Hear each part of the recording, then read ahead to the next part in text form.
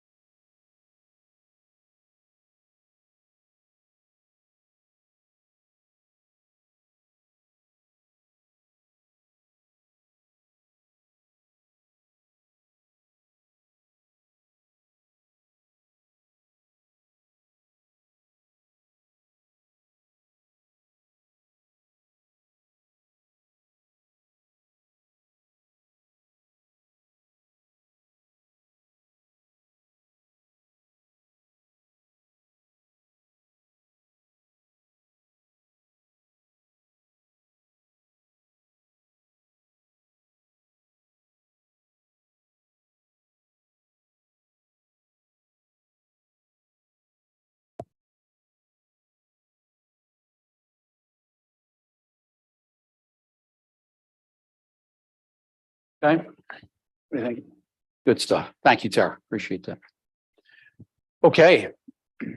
You're all here for item number 5. Swearing in of new police officers.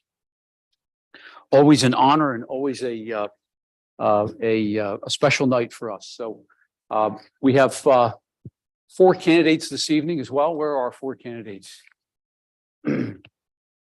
Chief, thank you very much. Chief Zerby, we've got 4 candidates, correct? Gentlemen, yeah, I'd like to call forward Ambro Giambanco, Dalton Lapp, Andrew Jacoby, and learning all these new names, Caleb Smith. And how about if we have you 4 come across the front so your families can see you when you get sworn in? That's great. That's great. I'm going to ask you just to turn around for me just a moment if I can, and then read something if I would. So I want to speak to you for it. Thank you for your interest in coming to work for East Lampeter Township Police Department. On behalf of the taxpayers and citizens of East Lampeter and Upper Lake Cock Townships, we welcome you to your new role and wish you well in this next stage of your career. As you're no doubt aware, you're stepping into the role of public safety and community service at a time when our society is placing a healthy and necessary emphasis upon police accountability. Those who hold positions of authority in a democratic society have a unique responsibility.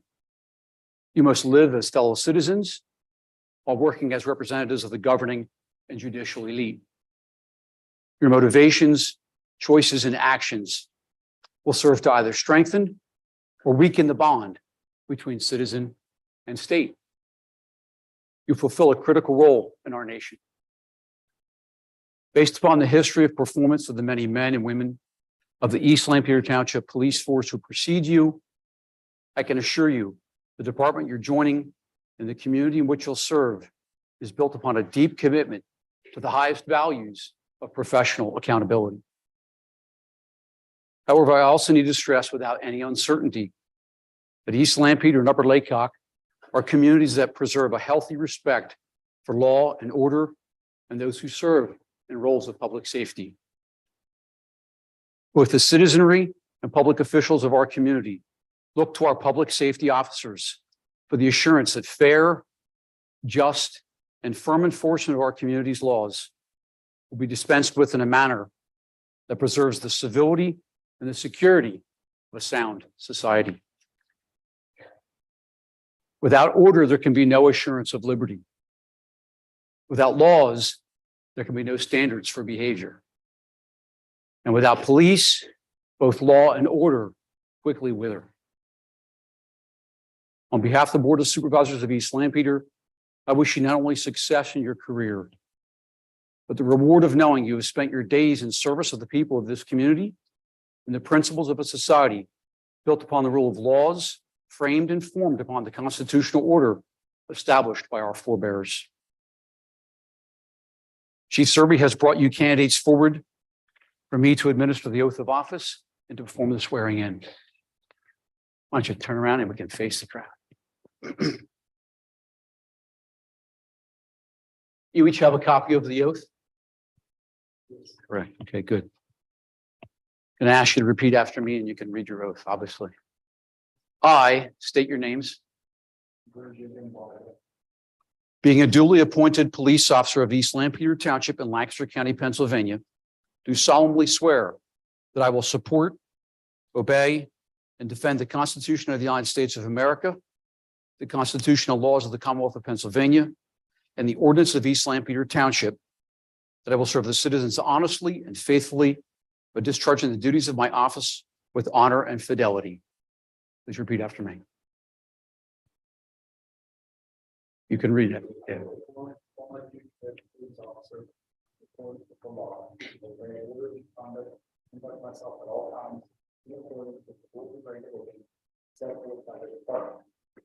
will enforce the law courteously and appropriately, without any consideration, class, color, creed, condition, race, sex, sexual orientation, national religion, or ancestry, even that or disability, never employing unnecessary force or violence, never accepting threat. Dalton. Yes.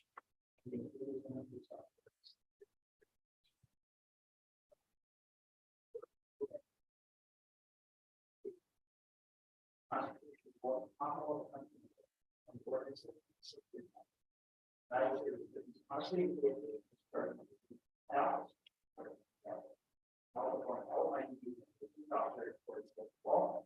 I will make order to conduct myself out of line. Step forward, I will find. I will enforce the law rigorously. Without consideration of class, color, creed, race, sex, age, February, order. Any efforts for never apply unnecessary force for violence. You'll go.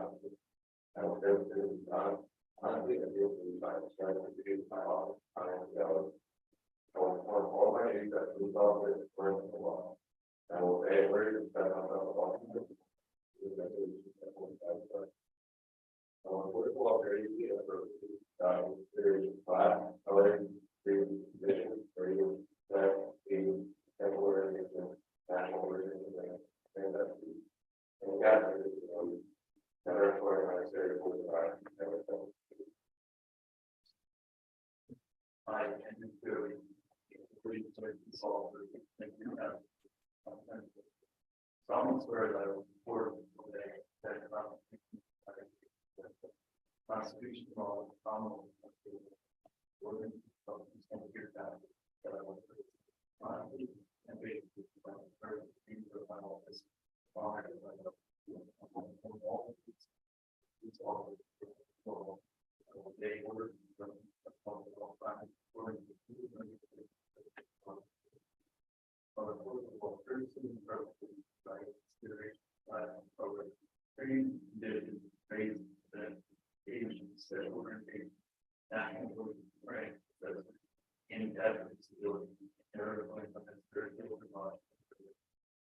Great. Thank you very much, all four of you.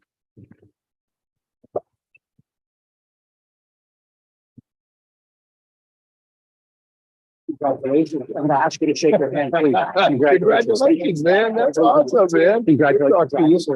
Hey, congratulations. Congratulations. Welcome on board. Appreciate it. Congratulations. Welcome. Thank you Yeah, very much. great to have you on board. Congratulations. brother. Yeah, man. Yep. Congratulations. Welcome.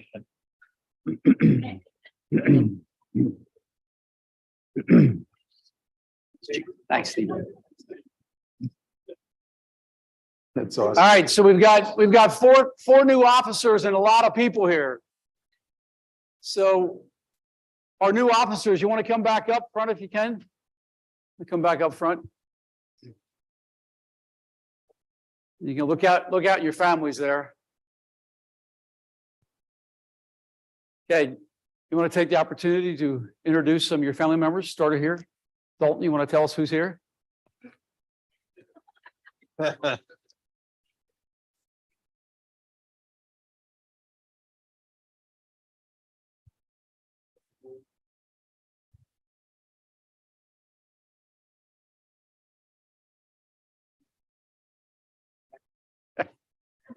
Your actual dad.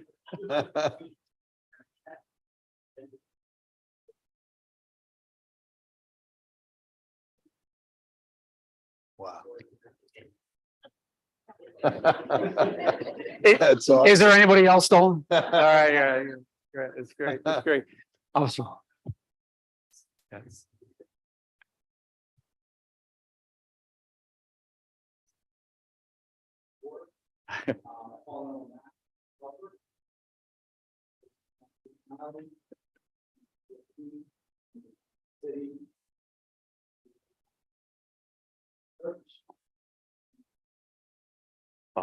School. That's great. Officer, go ahead.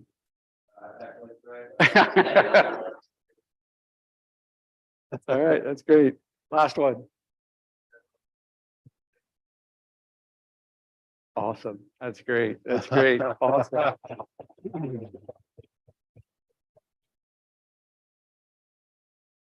want to thank all the members of the community who came out, all the family members as well, too. These four gentlemen are stepping into a role of great responsibility, and they're going to need your support all the time. So we certainly appreciate that. We're going to continue on with the rest of our meeting. If you want to stay, you're welcome to stay. If you're going to leave, all that we ask is that you please go outside, take pictures and discuss out in the hallway and close the doors behind you. Thanks, guys. Take care. Yep. You bet. See you guys. See you guys. Yeah. Congrats, Dalton. Congrats.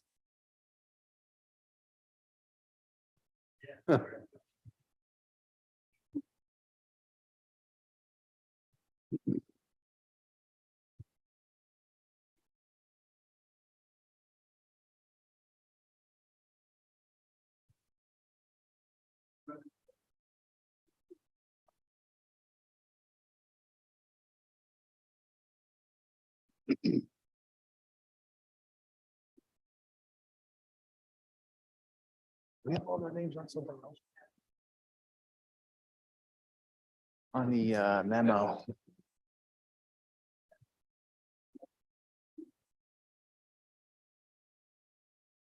Fine. Hello, Roger.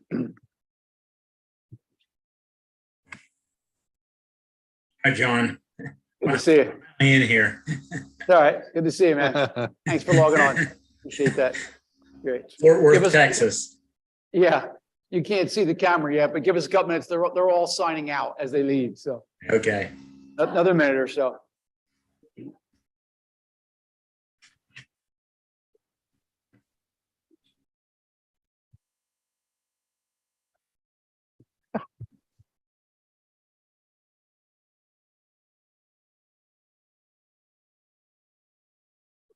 Kobe Webb Smith, Lady. Giovanco. Didn't chuckle. Did you hear that? Oh, yeah. We were wondering who was logging on by the name that came up on the screen. So Yeah, That's that's my daughter's married name. all right, we got it. We got it. Stoner, the stoner part of it. Yeah. Oh, that was. That was him. Yeah, it was. Nefarious. you got to character filter trying and to see get who's coming on. So Yeah, right. Thanks, Ralph, for helping me out there.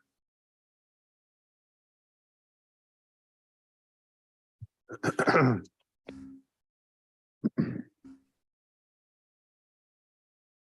all right, I think we'll move. Ready? We'll move on. Okay, let's continue on with the agenda. We have item number 6, old business. We have 6A, request for financial security reduction, McDonald's Lincoln Highway East. Looks like township engineer has provided a letter recommending a reduction of $37,485.69. The financial security for this land development project. Remaining balance would be $3,520. Is anyone here from the public for McDonald's for this project? None, hearing none. Is there a motion? Make a motion to approve the escrow reduction based off of the engineer's letter. Is there a second? Second. Okay, motion by Ethan, second by Mike. Questions or concerns? Okay, Roger? Aye. Mike? Aye. Ethan? Aye. Chair says aye, motion carries. Thank you. 6B, a request for financial security reduction. High Associates, 1770 Hempstead Road. Township engineer has also provided a letter recommending a reduction of $111,561.50 for this stormwater management project. There remains a balance remaining of $5,000. Is there anyone here from the public for this High Associates project? Okay, is there a motion? Make a motion to approve the escrow reduction based off of the engineer's recommendation. Okay, is there a second? Second. Okay, motion by Ethan, second by Mike. Questions or concerns? Hearing none. Roger? Aye. Mike? Aye. Ethan? Aye. Chair votes aye. Motion carries. Thank you. 6C, request for financial reduction.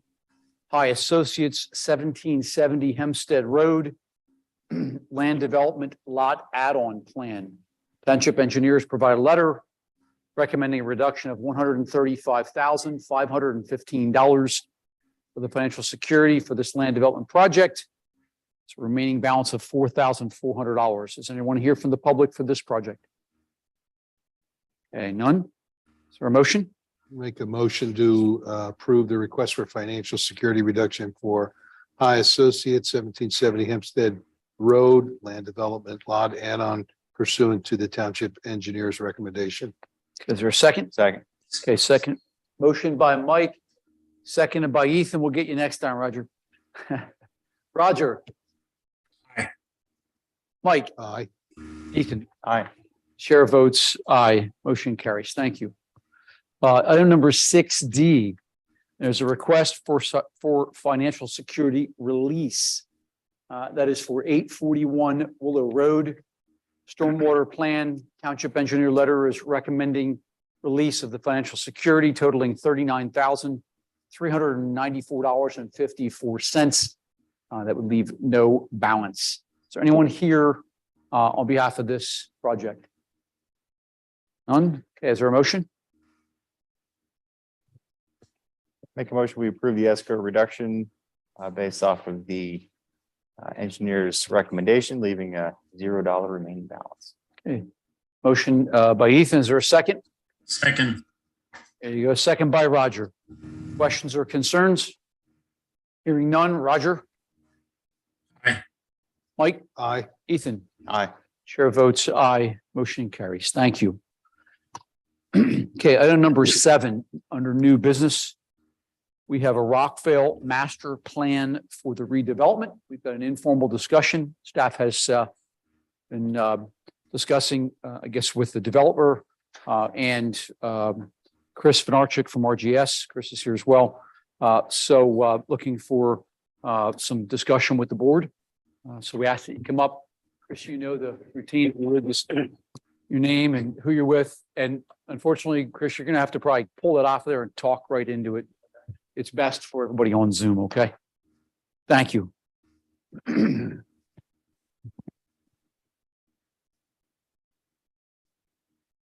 well, good evening. Again, my name is Chris Vanarchik. I don't, you guys hear me all right?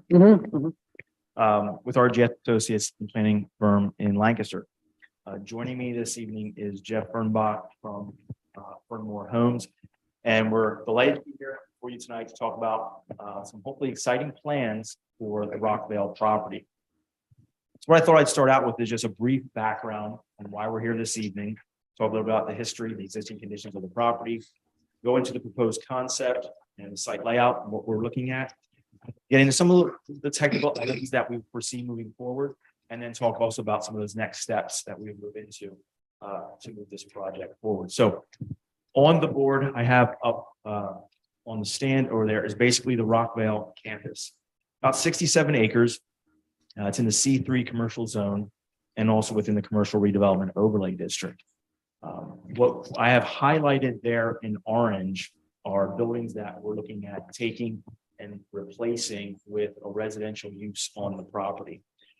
As we looked at the ordinance that you have with the underutilized shopping center, this project to a T is one that we want to implement that section of the ordinance due to the struggle on the property. It's no surprise of what we see with what's happened with Rockville, particularly in the south side of the property. The visibility from Route 30 makes it very difficult to fill as a commercial use. You have the competing Tanger commercial center up the street as well. So as we look at this, you see a surplus of that commercial space. We want to utilize the ordinance and the underutilized shopping center provisions in the ordinance to hopefully reinvigorate this parcel, bring it new life, and move it forward. As the property is today, there's an extreme amount of impervious coverage because it is a very old property. So as we looked at what we'd be doing to transform the property with a proposed site plan, we end up with much less impervious than that's out there today. So we'll talk a little bit about that in terms of stormwater management. But with that brief background, I'll step into the proposed site plan. So what you see up there on the TV screen is what we're proposing to do. And I mentioned the area highlighted in orange on the plan on the stand. That represents about 22 acres of the 67 acre parcel. The ordinance says that you can take 40% max of the property and devote that to a residential use. The plan that we're proposing is about 33%, so we fall within that maximum 40%. What we're looking at trying to achieve is, again, when you think about commercial development, you want to have high visibility, you want to be along highly traveled roadways. So the plan essentially preserves that perimeter commercial area along Route 30 for maximum visibility. And then we replace the commercial area that's deeper into the project site with residential use. What we're proposing is to maintain all existing vehicular access. South Willowdale, as it comes through the property, would remain as is. We're not introducing any other new points onto the property. So we're trying to minimize disturbance and utilize existing circulation paths that we have out there today. What we're proposing is multifamily residential to support and attract vibrant commercial uses on. We would be replacing about 200,000 square feet of commercial space that's out there today and replacing with 416 four-story buildings. So it'd be 13 separate four-story buildings, again, totaling 416 units. When you remove that 7,000 square feet, you end up with about 270,000 square feet in balance or remaining on the property. Now, what's great about it with staff, when we talk about how we want to, again, and just running rough numbers, working with Fernmore, they've had a lot of dialogue with existing tenant on the property. And as you look at the remaining tenants that are on the property today, by on the perimeter vacant areas of the parcel, you essentially almost end up at 100% occupancy. So that's the great thing about it. Not only residential, but you're taking what are largely vacant buildings out there today, and redistributing those commercial spaces to have now a near full occupancy retail center, and then complemented with the residential use. Parking for the property would be, of course, shared across the property. But in looking at what we're introducing for the multifamily, we wanted to make sure we're 5 parking spaces per unit. The ordinance would require, when you factor the transportation reduction, you would be required to have at least 574 parking spaces. Our plan provides 587, so we're right about there. And then again, you have the option for shared parking. You have situations where in the commercial open, friends, families visiting and using the residential, they could park within the commercial parking lots that are out there today. We're not impervious for that use. So the project itself, when we ready for we want to really capitalize on those space. You see again how you're utilizing South Willowdale Drive as a main entrance, come in off of Route 30 heading south down South Willowdale. We show an entrance that would come into the building that's situated there as a clubhouse, about 8,000 square feet is what's shown there today. That has not been finalized, but that's about the size that we're looking at. That entry point shows flying by school water features. That's something where we're going to continue to develop that design, but we thought from an aesthetic standpoint, the sequence of arrival and the future to really make it a dominant entryway into the community as a signature community. And then also we hope to have some stormwater benefits with that as well. But the arrangement of building, you can see was very important where we try to have open spaces, interconnectivity through walkways. We have a dog park that we're showing. We're utilizing amenities such as a swimming pool, some paddle games, maybe a grilling station, cornhole, a hammock area, which is a dog park, fire pit. So these are all types of things that when Fernmore to the community, they've been doing it for a long time, and several projects to make property within the township. The tot lot that was within the existing parking lot is shown to be replaced. When you look towards the eastern edge, you have that central parking lot area. We're looking at reintroducing the tot lot in that area, basically pulling out that existing impervious and bringing that tot lot into that location. Throughout the property, also just to have EV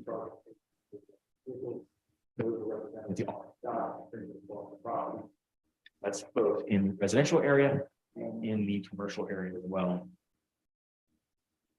And then we are looking at, as a master plan, the entire property, 7 acres.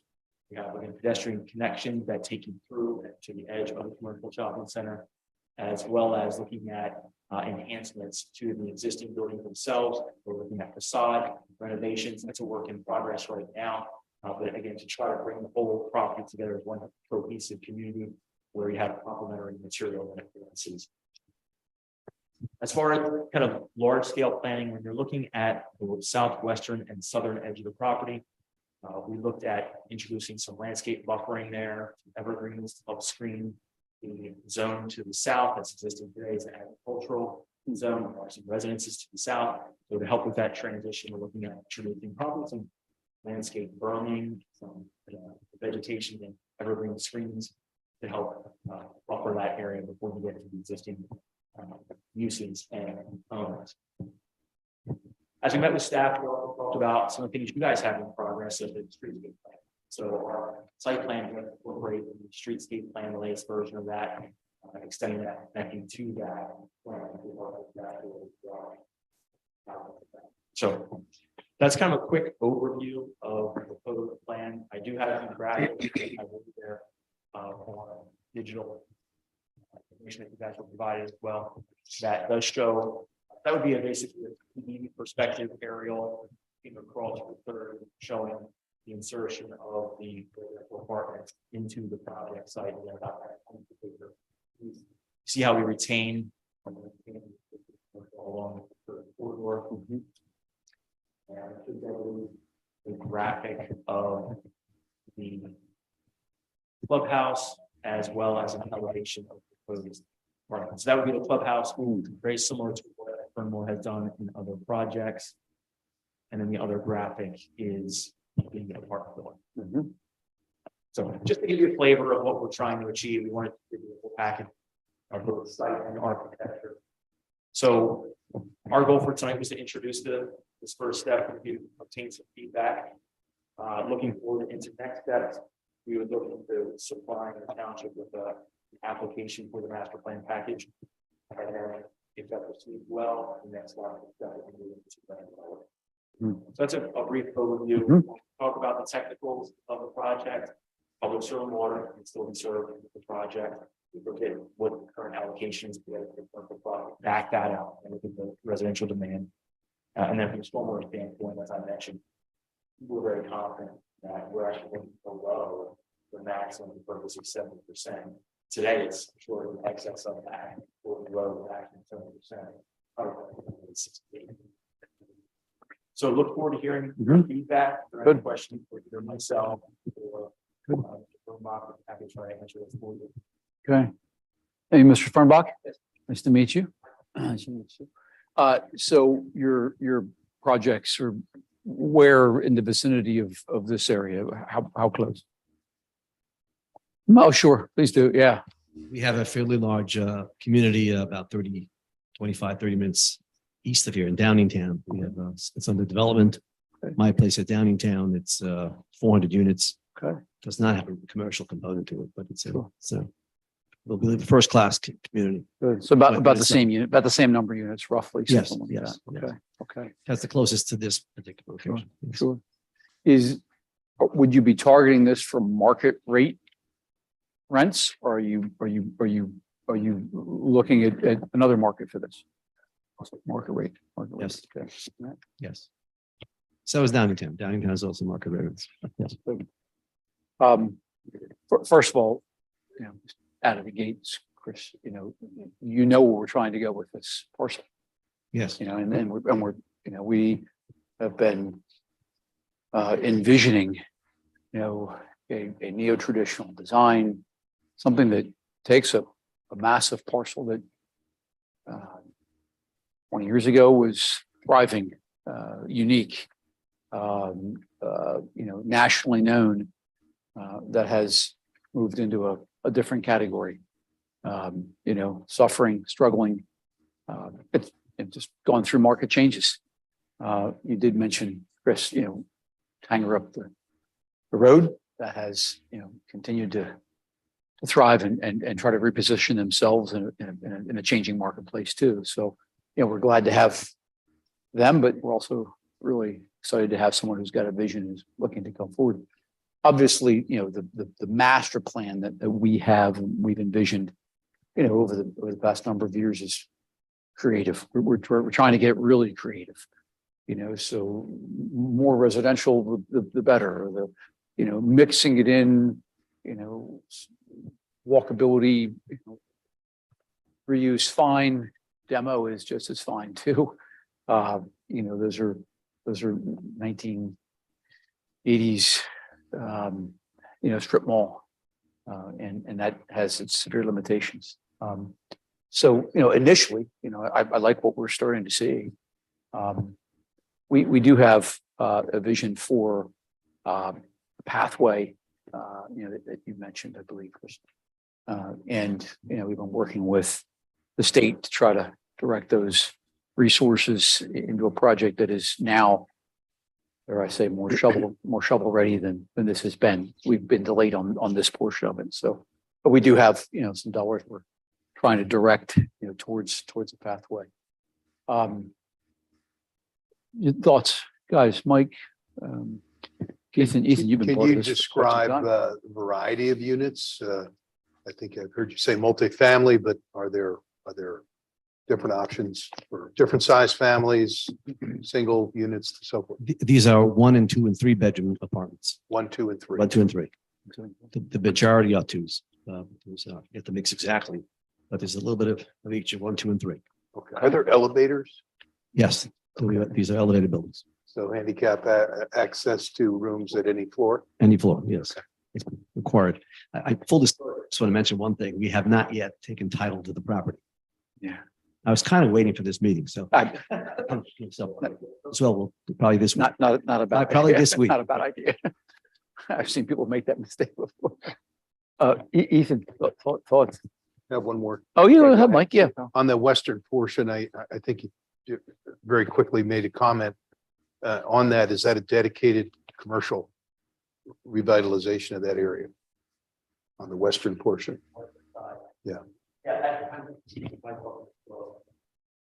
Yeah, sorry, Chris, it's for the project. As we've gone through the planning process, we know it's a master plan, so we are. And circulation. When we look at the process of economics as well, I think we recognize as a team for this to be viable, as they say, you bring rooftops in to support the commercial. So that's why you see this as, I'll call it like the first step. But I think Mr. Fernbach can speak to what we're looking at with the commercial as well. Because we're not architects, he's working with a separate group on that. We do have elevations. I think, in fact, as I was talking with Tara about supplying graphics, we were hopeful to have more graphic architecture for tonight. It's a work in progress. We do have some board that show looking at material changes, introducing some stone, looking at building massing to have more of a vertical element to the commercial properties, certainly changing out the roof as well. I think some have that little like almost cedar look to them. But modernizing that is what I've seen so far. Yeah, you can show up. Yeah, you have some. I don't really love them, but I'm just, which is why I didn't, put them up. Yeah, but Yeah. it's a work in progress. We're working with the architect. We just got, he's been, showing us a couple of different, Sure. A but couple we'll of tell renditions. you how far we got so far. It's Yeah, just not, sure. this is, Sure. it's okay. It's okay. Not where I'd like to be. So this is hot off the printer today. Okay. Again, just nothing more than progress. But the reason why we're actively working with the architect now, again, because we're trying to look at this as a cohesive community, try to have it all. We don't want it to look like it's separate. We want it to all flow together. So I mentioned the vertical massing of the buildings, looking at accents, introducing some stone to soften that up. And then you can see here just some accents with some dormers, looking at maybe standing metal seam roof instead of the old style roof that's out there today. So this was just a first stab at what they produced with their models. Sure. Yep. So this is building 8. So when looking at the plan, I believe it's 7, 8, 9. 7, 8, 9.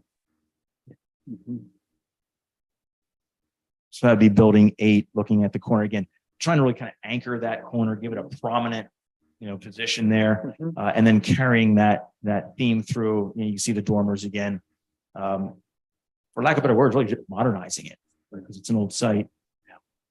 And then building 9, this would be the one at the far corner.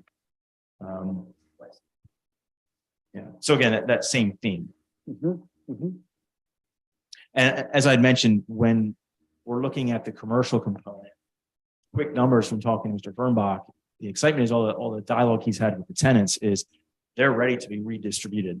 When we remove the 267,000 square feet, they all then go to new locations on the perimeter. So, I mean, when you have the apartments completed, essentially you have now a thriving commercial center that goes along with it versus vacancies, which none of us want that. So That 267, Chris, that represents the demo, the removal of the commercial that is now where the residential is, correct? correct. 260. But that, we've had, because there was a significant relocation effort, which will cost a pretty penny in terms of many tenants, and they had their fit out requirements, and we've met with every one of them so far, and nearly all are very excited. There was one wasn't thrilled, but he's also he's talking about relocating. But 15 out of 16 have is great and looking forward, and look at this because of this signed 5-year leases. Nearly everybody that's there now is on short-term leases. They've been hanging in. This is going to cause them to sign. So the quicker we can get momentum here, we'll get people they're waiting. They want to see. There's been a lot of talk over many years, so they want it to happen. There's something concrete, and they're looking to buy into it. Yeah, so it was very positive meetings. Good. Ethan. I missed it when you were talking about how many units is this currently looking at adding? It would be 13 buildings, 4 stories each, for a total of 416 units. So 67 acres. What's the density there? Or you're saying for that area of residential use, about 6 dwelling units per acre.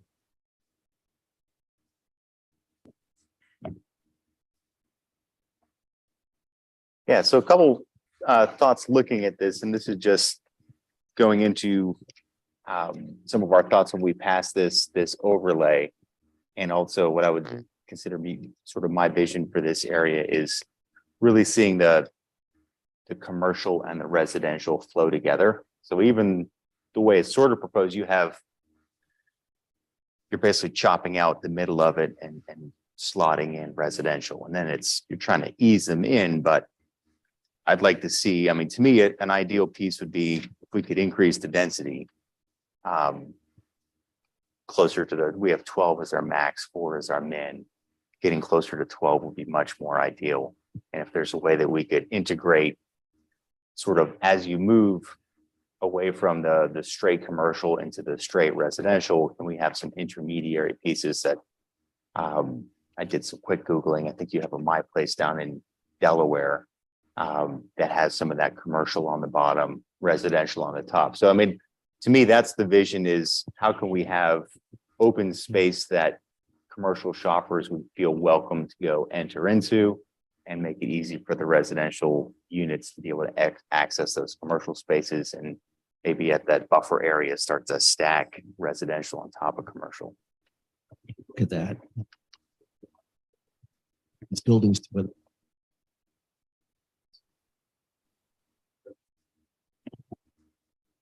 the nature of these buildings are just very tough to make work, and probably we're still looking. The name of the architect that we're working with, I apologize. Cool. Dave Byer, who's here. He wasn't. We looked at that. That would be we have in Delaware. But that was new construction. Yeah, so buildings. So is there a that's way good. that the new construction you're looking at, I mean, could we go higher and add commercial at the sort of the perimeter, or even along inside there, some smaller shops? More commercial and more residential.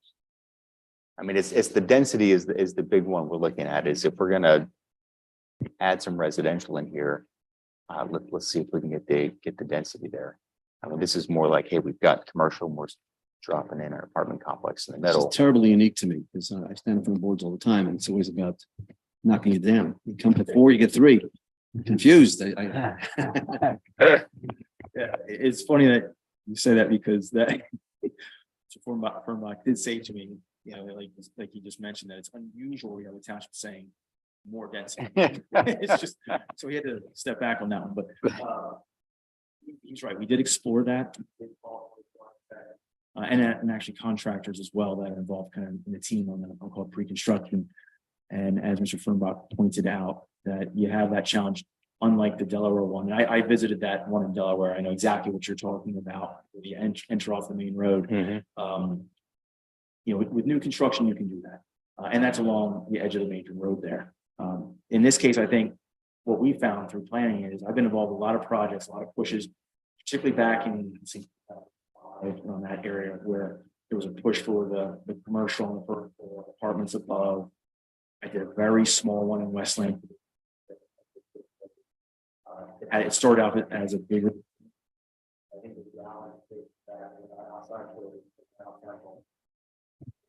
To make it work. The one outside. Started out with a 4-level apartment above. We ended up. But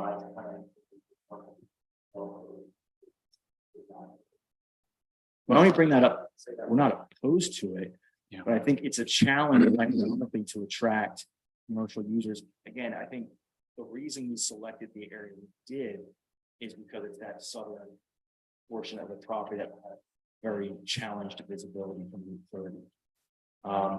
But to your point about perhaps on the edge, I suppose we could look to see if we could support it. So I mentioned that when the first suggestion we had with 3-story buildings, and Tara indicated what, you know, the board's, even is a lot better than that. So we a 4-story. Yeah. We're not against, looking again when the numbers are there. One of the concerns we have, and somebody's mentioned it, a couple of bankers have mentioned, can you fill 416 units in this location? And that's a good question. I think over time, this is going to be a 3 or 4 year project. Once we get the approvals to build and absorb, maybe 4 or 5 years. At that point, if there's still a strong demand, by all means, I think we're not out of time by any stretch to come back to the board and say, we think we can put some more units in here. Yeah. But I think 416 is a significant undertaking, I believe, at the moment. So I think perhaps we come back, if that's okay. And just see how we do, how well this gets absorbed to begin with. Yeah. What the economies are, what the taxes are. Questions we can't answer today. How the 2 departments will work. So we thought this was a good first step. And the second step would be upgrading the commercial. And then if we can add stuff above the commercial, that's the thought to come back at a later time as a phase 3. See what we do. Well, and I can see the phases, Chris, you can see it. I think I'm seeing the vision here of what you're trying to do and do it in phases and evolve this. I think in terms of Belmont and Fruitville Pike, I think Charter Homes may have built the 3-story and the single families. Yep. And they're to the east, sort of behind the commercial. Eagle View. Yep. And that's more of a late 90s, early 2000s. I think they tried to mix perhaps maybe more of the commercial in some of it than what I see in Belmont. And maybe that's where the development community is going. Maybe that's where the ROI is. You could come in here and plow all that over. You could knock over another 267,000 of commercial, but now you're out all that commercial revenue.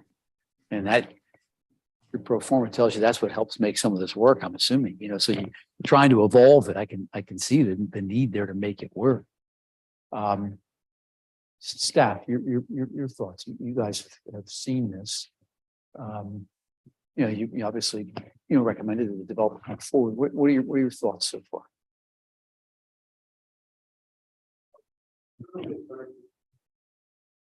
Oh, yeah. Certainly the zoning ordinance allows for greater density, and we discussed that with Chris and Jeff. Yeah, we would like to see some with the commercial kind of, but we do understand that it's what the market decides, and we've heard that from other developers that it is difficult for that kind of transition between commercial and residential. But yeah, we would like to see higher. So you've heard from other developers Yes. that perhaps the market is challenging some of that full, dense mixed use. Correct. In fact, the most recent one I can remember is the gentleman, I apologize. South of here is the mixed use zone. In Bridgeport. Yes, Bridgeport. Yeah, when we added those uses to. I was going to mention that. Yeah. correct. Yeah, he stated that it's been difficult, which is why he's making it storage now instead of commercial space. Mr. Fernbach, what Colin is referring to is on a very small scale, just on the west side of our municipality. Back to Ethan's vision. And we've worked with a developer to do 36 units or something, and then commercial below. They were challenged, and they came back in eight years after it was done or something. And we've just recently worked with them. More than that. 8 years.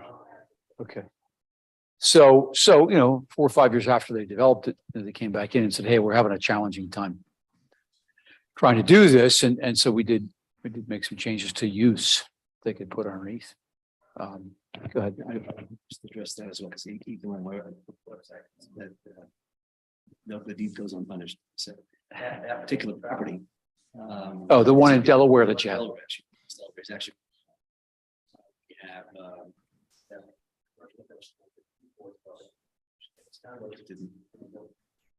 Early 2000s rental. One of those buildings, we have a tremendous problem with parking and the commercial did not work well. At all. If the commercial is successful during the day, and that's an older demographic. They're home a lot and they're fighting all the time. I would share the emails. And the complaints. It's not always a great marriage. In theory, it works. And some the other building we had a restaurant there, and they had to because they played music. Eventually, all cops and the restaurant left. It doesn't always work. So the rest of the commercial that site we went over, and of course it's residential here. Okay. So we're kind of we've been there. Well, Yeah. Yes.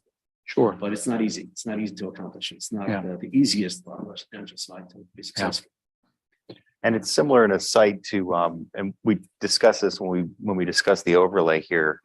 King of Prussia, where they have the Wegmans and the REI, you have a sort of dense commercial space, big accents and a lot of smaller stores. And then right behind it, Royal Worthington, the one in Malvern, is that what you mean? This, King of Prussia. yeah, this is right. This is right at King of Prussia. and then right behind that, they've got apartments. So they're all connected with walking and driveways. I mean, you can drive through the whole complex, but they have a clear separation of Just like- residential. So in terms of the separation, we are looking at maps. So we have the dog park has this area, so that the intent is that the commercial tenant, the commercial customers will use that as well, and vice versa. We're not putting another kids park. We're putting that in commercial, so that there should be a transition and people can share some of those amenities. Sure. We're trying to do what we can to make that work together. Sure. Which will bring up one other question. So we have, I don't know if you've reviewed, so we have a whole streetscape plan that has, and we have a master plan that calls for a bike ped path that connects through the property.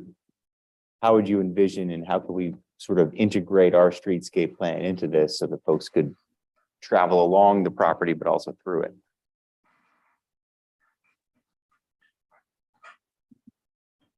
Yeah, so to address that, we knew it was important to the township. I think we probably traded 3 or 4 emails with Tara, making sure we had the latest, greatest version. I know we have a number of copies on our network that we've downloaded from your website and so forth.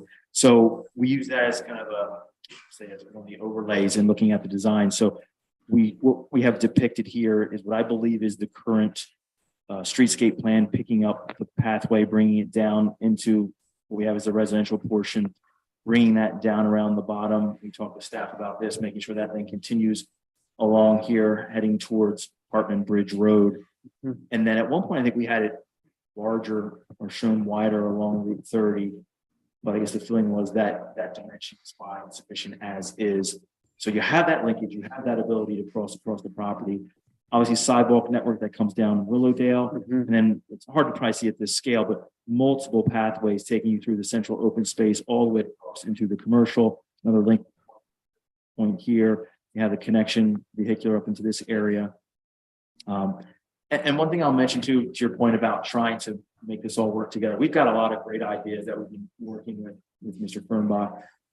It's been happening in stages, but the idea, like we're mentioning about what's down at King of Prussia Town Center, at one point we even talked about seeing where this goes. You're bringing all these rooftops in here. These folks are going, and not to mention, this becomes a destination that people are coming to in part.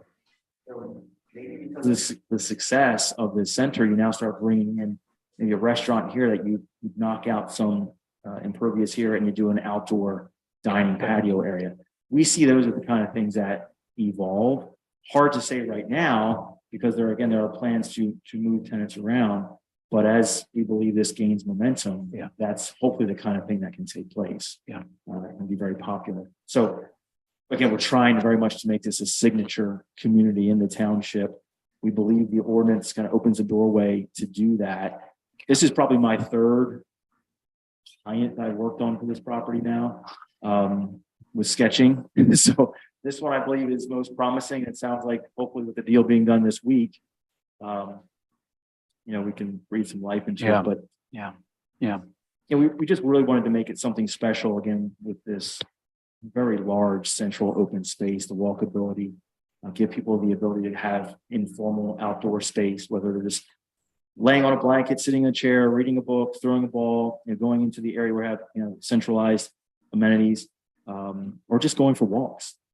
So I'm jealous. I wish this was here when I first moved to the area 25 years ago. So, Staff, go ahead. Yeah. Did you want to say it, Tara? You can go. Okay. One really small thing. I'm not sure that tot lot in the middle of the parking lot on the commercial side makes a lot of sense to me. We're just matching what's there now. We're not sure if it makes sense either, but. Where is that, Ralph? I was trying to look at that. What are you saying, Ralph? It's right next to the Coleman Center. It's right in the middle of the parking lot. yeah. So right It's a now, weird I location. would say it's right about here, right now, Okay. in the middle of the parking lot. And then we looked at maybe just somehow bringing a pedestrian linkage to the center because it is central. That's what kind of drove the idea. And I think, in my opinion, I'm with you that it feels a little forced because it's in the middle of what's called an ocean of asphalt. But we wanted to make sure that there would be protection. There would be some way of making people feel comfortable there. But it's not certainly in stone. We're open to your suggestions and Johnny, go play in the parking lot. That's what it looks like to me. Yeah, I'd connect it to the residential side. But again, My kids just have played a in the park. small thing there. that's fair. The other thing that I wanted to emphasize from staff's perspective is with relationship to the bike ped facility through the site. It's really important that gets all the way to Hartford Bridge Road and hopefully to the intersection at 896 as an ultimate destination. So we're going to be looking for that to be an important element. Yeah. But that may have to come in a future phase. But as the master Yeah. plan is presented, Yeah. That would- it needs yeah. to be thought out a little bit. Yeah. I think So- that would be key. So I'm clear, you're describing as taking it out to here, Yeah. And then up to 8, up here. Yeah. getting that full circle around. Well, at one time we actually had it depicted that way, but I thought the feedback was not to do it there. Well, there are elevation challenges along Hartman Bridge Road.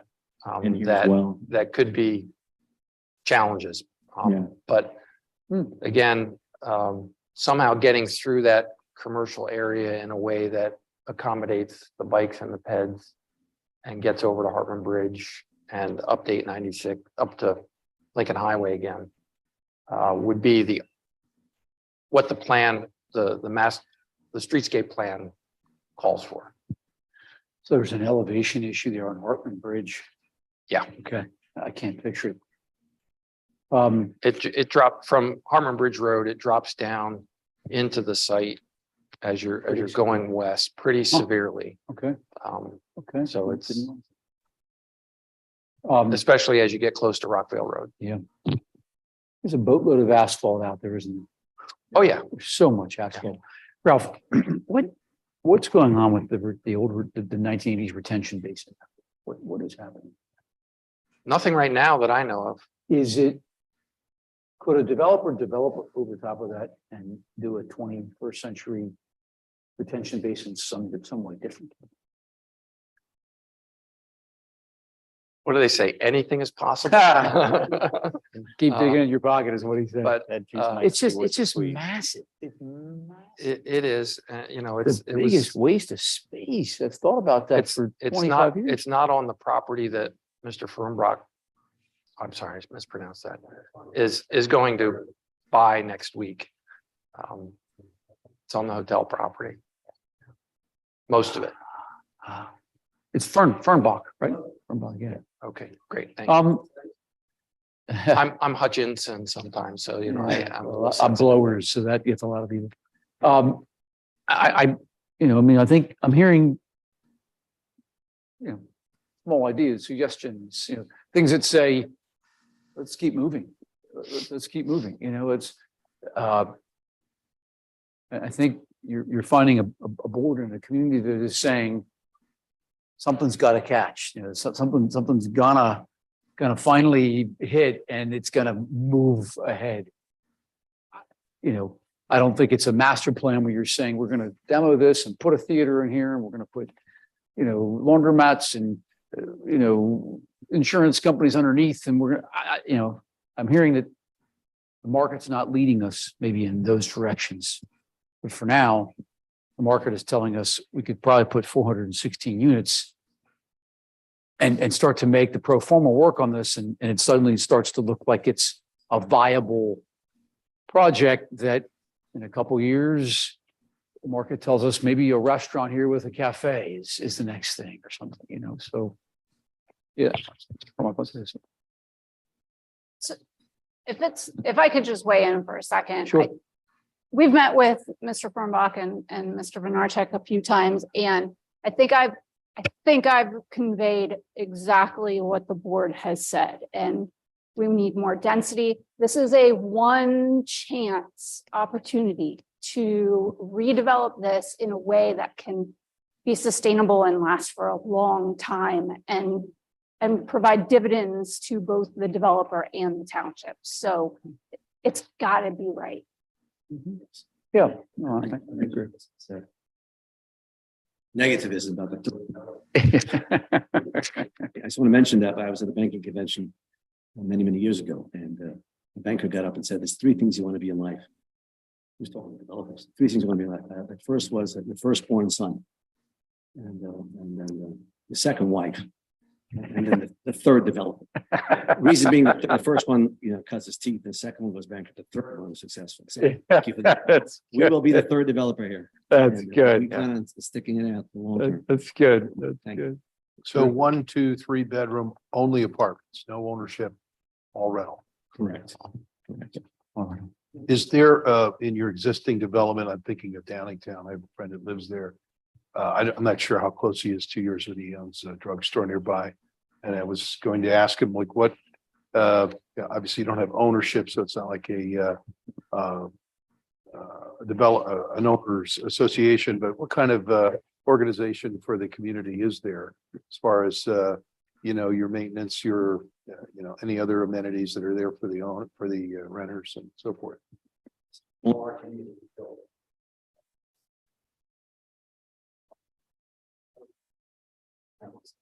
And we did mention property management company. We have our manager on site, and we clubhouse. A portion of the clubhouse will be dedicated for the maintenance staff, and we think we do a pretty good job of that Okay, I was going to ask you where that would be. So it'd be part of the clubhouse. in clubhouse. Yes, yes, it's a large clubhouse, oversized, and it's taken into account the maintenance staff and leasing staff. Public rental ability to use outside the community? Public rental. Yeah, someone could rent your clubhouse for something or a pool or something like that. We've tried that on occasion. It usually interferes with the residents' use of it and has not been successful, but on occasion, we do that. Certainly for the residents, if they want to use it for an event or a birthday, we do that. We offer that. Yeah. Outside rentals, typically that's not the case. But every market's different. Mhm. We'll have some stories. Clubhouses as well. The staff. Keep some extra appliances and so on, so that it'll be well used. Sorry. Okay. Anything else, Tara? Colin? Okay, all right, Chris? No, we appreciate your feedback. For us, again, next steps, I believe would be next Monday would be the deadline for the application of a master plan.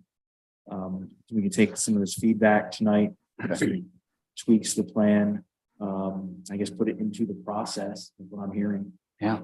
Okay, we appreciate the input and, again, we can't throw us off there a bit when you said more density, but we complied. We had, I think it was about 312 when we first came. Okay. Staff and jumped up to 416, good. So I'll just offer my opinion. I think we're about there. Obviously, the numbers have to work, but from the standpoint of site coverage as well, we found here we added some additional parking areas to support the fourth floor.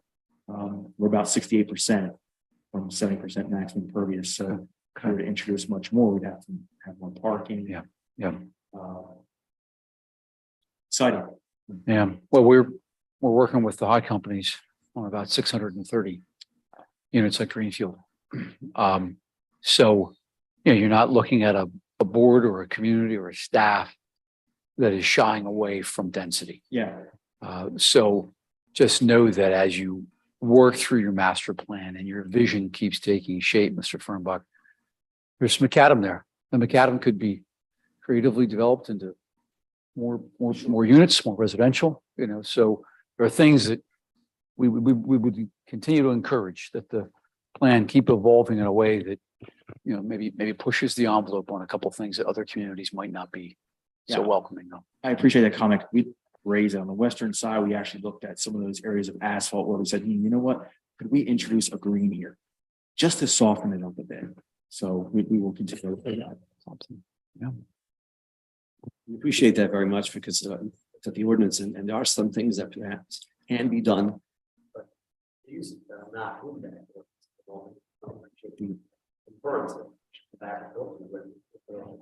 Absolutely. Opportunity, we'll bring it and hopefully if you guys like it, we'll move forward with it. Okay. But I think there's a good start. It's a huge investment, both in the purchase and the relocation and the facade upgrades and the construction of this $100 million project. At least. Right there. I don't think it stops. It's a big project. I don't think it stops there. And so we will, it'll evolve. I'm sure it will. And I've written down your notes about coming back, anything and everything. We will.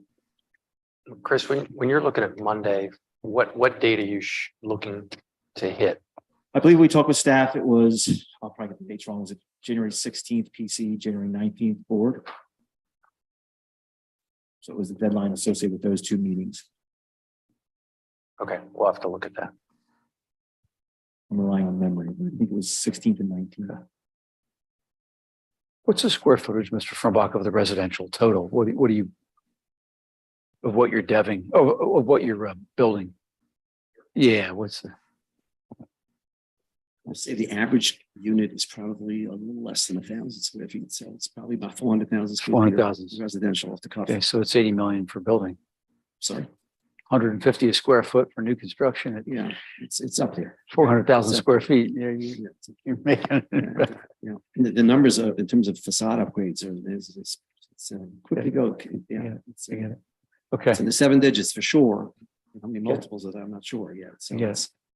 it's the initial take. So I just put some brochures of our company if that's. yeah, okay, yeah, absolutely. That's great. Thank you. It would be a January 10th PC and a January 16th Board of Supervisors. Thank you. Thank you, Mr. Fambach. Appreciate that. Thank you.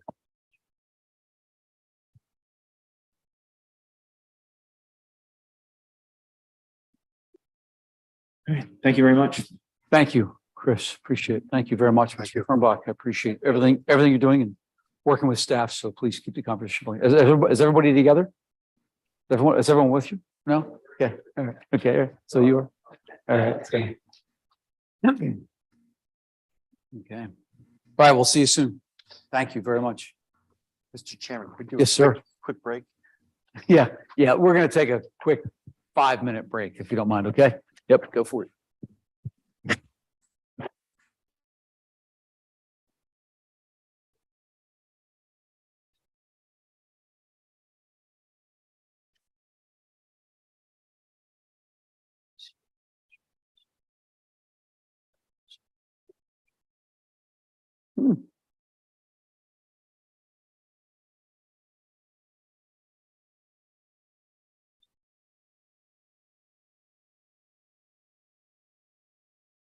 What is the name of the Downingtown? My Place? My Place, okay. Mike, I think it's under Pennsylvania on that page 4 or page 10. Sorry. Oh, yeah, okay, so it's coming soon. Okay. Okay.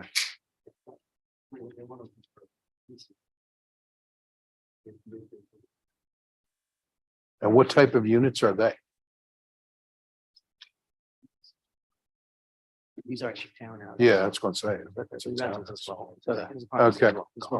We have 400 of these. Okay, 400 three-story. okay. These will be 4-story. These are.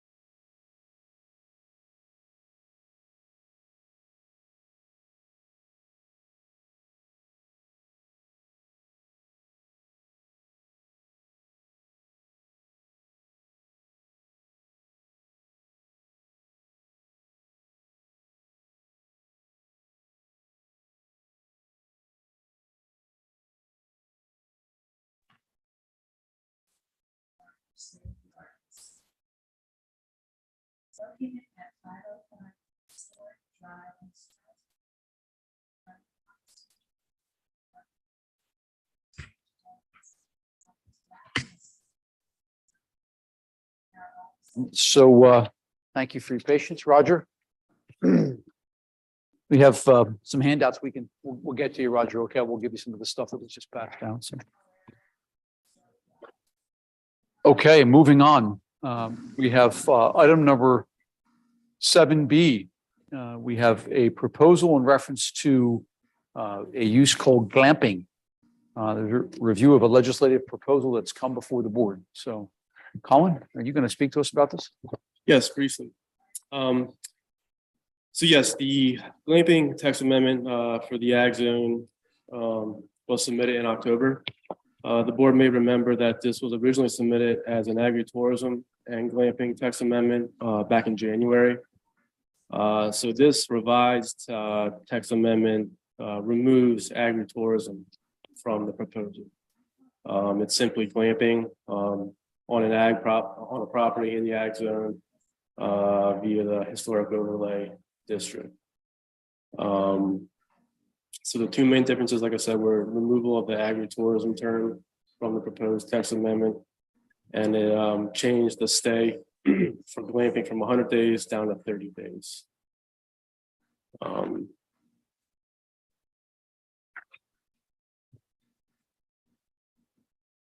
That did notice some inconsistencies throughout the proposed text amendment. Document in front of you is quite long. This is not a hearing, so I just want to, I'm available for any questions that you may have. Okay, okay.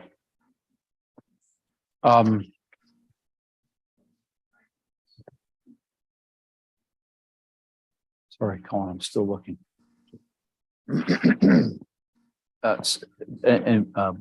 Board, any questions at this point? I'm still looking. I had a couple questions, and this came up in the last ag parcel. It was the one out on Route 30 that was less than 10 acres, the Quarry Building Group.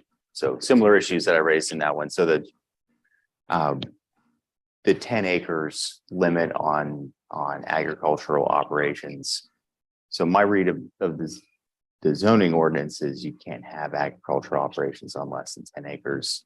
And any agricultural uses on a parcel less than 10 acres, you can't sell anything you make. It has to be consumed by the resident of the parcel.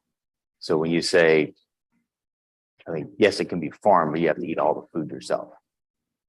I mean, so that's a current inconsistency, like even in the parcel over at Quarry that technically you can't lease the land to the neighboring farmer. That's because you're not consuming all the stuff. You can't have a farm stand because then you're selling something that you produced on less than 10 acres. There's a lot of, so it's just a deficiency, I think, in our zoning ordinance we should fix. Of you should be able to produce and sell stuff on less than 10 acres in an ag zone and a residential zone, but start with an ag zone. Unless I'm reading that incorrectly, but yeah, you can't, according to the current zoning ordinance, you can't sell anything that you make on less than 10 acres. So if you want to the farm stand, will not be permitted on farms that less than 10 acres, which is not a specific farm, but my interpretation was that with road farm on a property, it wouldn't be considered a farm per the state regulations and stuff. But my understanding is that yes, you'd be able to grow stuff and be produced. But you have to eat it on premise. I mean, by the resident has to consume it is what our ordinance states. Yeah. So it's kind of hard to eat the stuff you make on 8 acres. I would just say that, we've never sent a notice of violation to a property that's less than 10 acres that is farming. Yeah, so I think we should, if that's our practice, we should mirror that in the ordinance, because it does make it, if you're investing in a property, you're reading the ordinance, not looking through our history of action. So the proposed text amendment, Colin, help me to understand the difference between what that would do versus what a campground is, or how a campground is required to behave. Help me to understand. Right, they'd be the same. Anything is simply high level thing from a proposed estate. So staff does not see it as any difference between a campground and So our ordinance has a 10-acre minimum for a campground, requires public sewer connection. You can't have a sewer. Our current zoning seems to be written to campground coverage covers our existing campgrounds and doesn't really look for any new ones. This is not any parcels that have public sewer hookups that are greater than 10 acres. Mm-hmm. But if you go camping in other places, there's plenty of campgrounds that have on-lot sewer outside of East Lampeter. Right. Yeah, it would have to meet whatever Act 537 requirements and such and whatnot. So it have to have some form On lot septic disposal, things like that. And we'd yeah. have to change our ordinance. To match- allow to for that. allow To for- allow for that, yeah. But as it stands, you're saying this proposal in staff's review is redundant for campground. Correct. So that's staff's opinion. Okay. Roger, questions?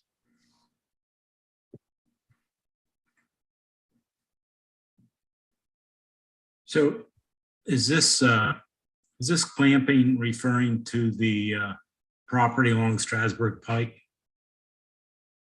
Correct, 279. Correct. How many other properties in our township would be changed by this text amendment? Roger, we were not able to glean how many properties because they have to be historic and under 10 acres. The only thing I would add is that, a property owner in the ag zone that would want to subdivide off 10 acres of their property could make that portion of their property eligible for these provisions. So in my view, anyway, theoretically, it's the entire ag zone. And one sort of a comment when I read through this, and I camp. So I'm a camper type, and you have creative ways of doing camping now. You can go up to Elizabethtown and you can rent Lothlorien, Elvish home in a tree. It's a tree house, and you can camp and you can sleep in it overnight. Probably doesn't meet the building codes of the state of Pennsylvania, but you can do it. You can go to Paradise and you can use a tenter, and they have a tree house your kids can sleep in, and you can sleep in a tent on the ground. You go down the southern end, there's lots of tenting, Hip Camp, Tempter, Airbnb.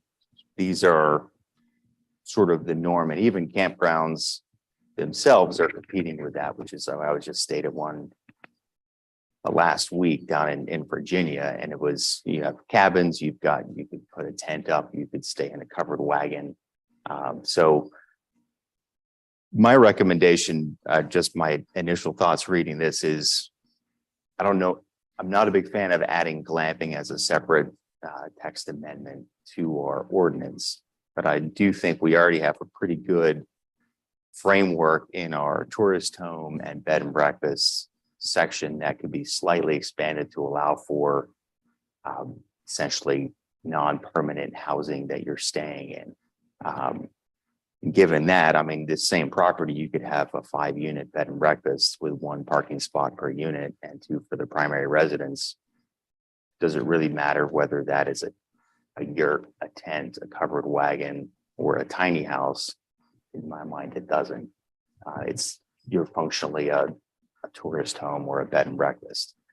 So that might be a better route that keeps the units small. Anywhere they can put in a 5-unit bed and breakfast could put in a 5-unit glamping site under the same bed and breakfast tourist home ordinance, which already has parking requirements. It already has all the other requirements of our ordinance. So that keeps those as small units, because there's a lot of folks who are looking to put up. I mean, I have friends who do tenter, and you can put up 1 or 2 tents on your property. They ship you the tent. You just build a platform and provide a composting toilet out in the field. You're good to go. It's pretty cool. So would under Ethan's suggestion, Colin, what would drive, I guess, Act 537, I think I'm answering my own question. What would drive the management of waste and water and stormwater and such? It would be Act 537. Yeah, any usage or disposal. Yeah. Back to Ethan's point. Oh, sorry. Yeah. Yeah, yes, yeah, exactly. So here's for instance, if the owners of this property at 279 Strasburg Pike, they want to take the barn that sits at the front of the property and they wanted to turn it into a 5-unit B&B, They would be subject to our ordinance. They'd be subject to Act 537, all of the requirements that would come along with that.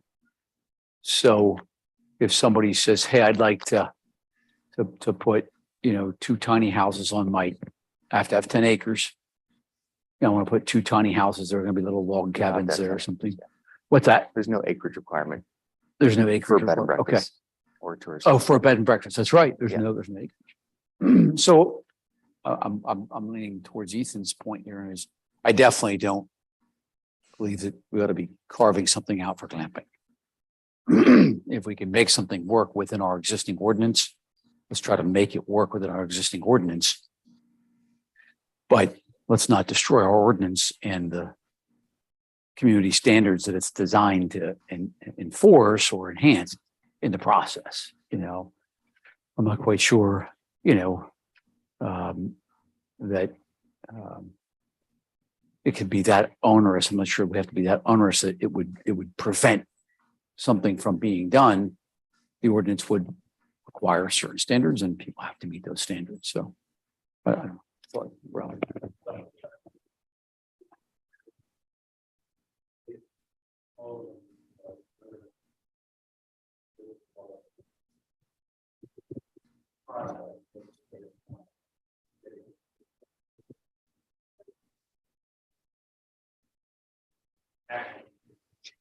Because it is a legislative.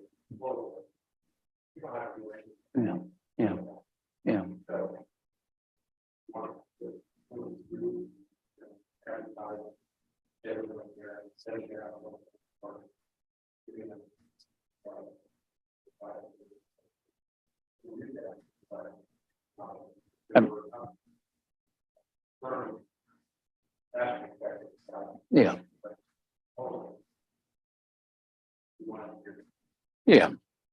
Yeah. I wouldn't want to see us put this through a zoning text amendment specifically for glamping. I think, Ethan's point, I'm leaning more towards that. And that is, how can we use the existing ordinance to guide and direct someone who's coming forward with a suggested creative entrepreneurial use like this? I know in E-Town, someone's done a tiny house community. Let's find out how we can direct someone through the ordinance that we currently have and ensure that, public safety and standards are maintained. That's what I would say. Mike, thoughts? Do you agree, Colin? Do you think there's enough creativity in our existing ordinances? If somebody has ideas like this, we could work it. I look and really see, this is, we're talking structures versus platform. We'll have to compare apples to apples. Right. And on the platform. Right. On somebody's property. Right. And A structure. I'd really have to take a look at that. And see how that would work. My concern is the character of the surrounding area and this very specific glamping thing. I don't know enough about what other people would consider glamping and what road that goes down. Sure. But as I mentioned when I first was reading it, the parking situation alone, I think is a challenge. So I don't favor opening this up for a review process. Do we have, did you say something? Go ahead. Sorry. No, I'd like to hear from the applicant. Because my understanding of this and similar properties around is you have agricultural uses, you have working farms, you have smaller farms that are more hobby farms that would benefit from having and many of them do either have an Airbnb on premise or a bed and breakfast. The question is, if we allowed a bed and breakfast to have a tent on a platform, would the numbers work? So it's one of if you could put 5 units in a barn, or you could put 5 tents on the property, that adds a little extra income to help make that sort of keep the farm going. So it's to me, I'm looking for what are ways we can add flexibility to our ag zone and a residential zone so that folks can make a little side income and stay on a property and keep it in farming use. That's sort of, to me, that's the objective. And if we can allow people to sleep in a tent, sure. Correct, and I think you brought up the other, so this property is single family, so it's not a farm, it's not an ag property. Or maybe possibly for ag properties, that would be, I mean, it's in the ag zone, correct? yeah, single family, Yeah. so. Yeah, because like bed and breakfast works in both an ag. I mean, it's special exception in an ag and R1, it's by right, so you could. But bed and breakfast works in both of those zones and in both of those uses. So to me, that's when I looked at those smaller pieces, it's like, we already have that mechanism. The real question is, are we comfortable with people sleeping in canvas rather than wood? Okay. Anything else? Roger, Mike? Nothing. Okay. Applicants? I'm going to pass that mic to them if you would, please. Thank you. I'm Riley Notzel with Barley Snyder. Bradley? Riley Notzel. Oh, right. Attorney at Barley Snyder, Okay. and Amy is here with me. She's the owner of the property. Okay. So thank you for your consideration. We didn't come prepared to really give a presentation, Sure. but just wanted to be here to answer questions. I did want to point out that we've been working with staff for about 2 years now on this, so we're surprised, a little bit surprised that, you know, the board may feel that this should be addressed differently, because we felt that we were working with staff to kind of get to this point. We did do 2 different submissions to the County Planning Commission, revised it based on their comments, got a recommendation of approval from the county. So we're pretty far along that we thought maybe the board would consider scheduling this. So your comments are very, you know, surprising, but well received, and we're happy to work with you to figure out a way to make this work. It is a farm. Amy actually did move there with her family. You have goats, you're growing crops there, correct? Yeah. So, I mean, it's a historic farm. There are historic buildings, but it doesn't qualify as a working farm under the ordinance. And I did want to point out that one of the corrections that we made based on County Planning Commission comments is that this would, at least the proposal in front of you, would only apply to properties that qualify as of the effective date. So it would address the concern you raised about a subdivision issue. So we'd like to figure out a way to make this work. Back to the drawing board again. Surprised that not as well received.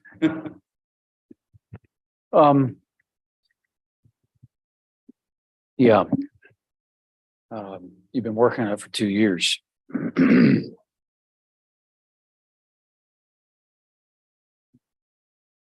Yeah.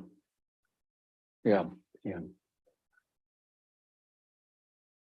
Yeah. I mean, we've been working.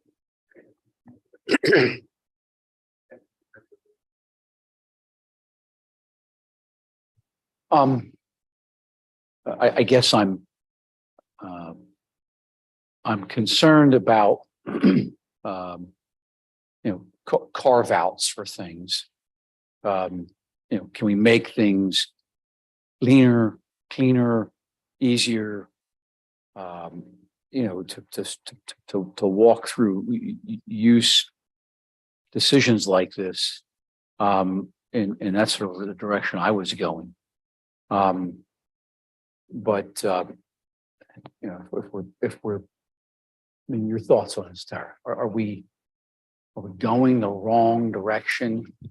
Working with an applicant for a number of years to say, hey, look at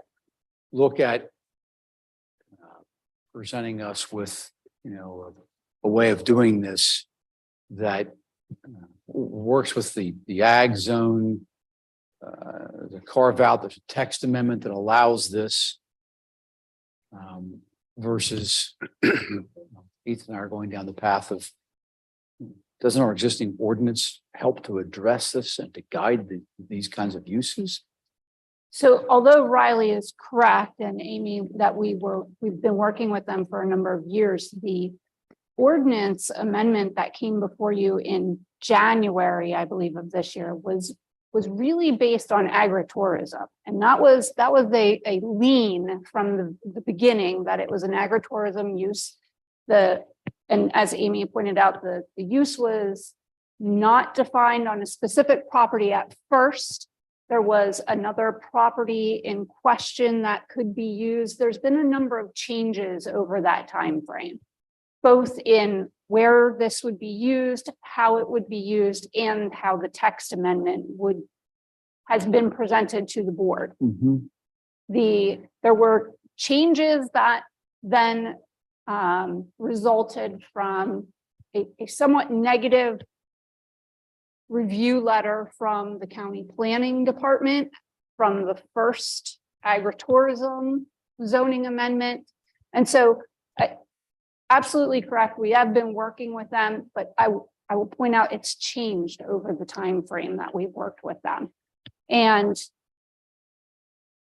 now we're at a point where we're not even really doing agritourism as a use. And I think when, as Amy indicated, when they first came about 5 years ago, the board was interested in looking at agritourism uses and what are those opportunities, and at a broader scale and not just at glamping. And so I think the pathway that this has come down to this point has diverted a few times. I think that's a fair characterization. And I will say that we did change it from the previous agritourism submission largely because the county suggested that we just separate this from agritourism. They felt that it made more sense in their review letter. Then that's why they recommended denial, was because they wanted to see just glamping not associated with agritourism. So we were sort of following their guidance because we wanted to present you with something that had the county on board. And we were using the county's agritourism guidelines and model ordinance to kind of develop the initial draft with Tara and Colin. So the change was really prompted by the county's comments. And I know they're non-binding, but our goal was sort of. No, I get it. We look for their guidance. We look for their input, their voice into this. We looked at we looked at this on Mount Sydney Road. Someone else came forward and presented something on Mount Sydney Road to us.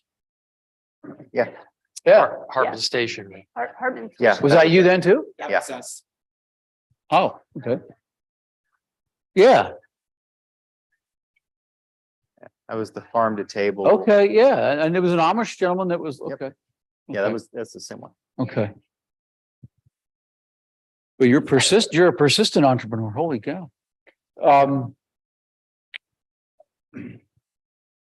Let's speak to that. County review directed them, gave them some guidance. They decided, okay, let's follow that lead. Let's follow that guidance from the county. Right, so the county gave that guidance, the applicant asked for a time extension of that proposal, and the board said, look, you have this county guidance that's not leaning in this direction that this ordinance is currently written, or this proposal is currently written. And so the board decided not to provide that time extension to the Let it applicant die. at that Let time. it die. That's right. So then this proposal is the result of the death of that ordinance, that proposal. The next new approach. The next new approach. No, I get it. The next rendition.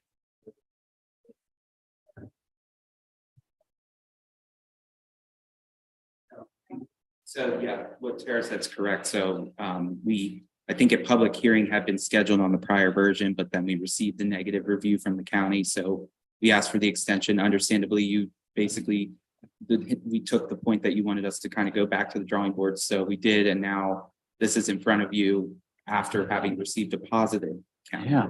So yeah, it's tough trying to reconcile county versus township and trying to find a way to make this work. Yeah. Another general thought on this one is so my perspective is this is micro camping. It's a micro campground. Whether we want to look at that as a bed and breakfast or call it a micro campground. The creating the new designation of historic farm property I don't think we need to do in the ordinance. It's more of, and I think the discussion is good of, are we okay with micro camping at the scale of a bed and breakfast functionally, or are we not?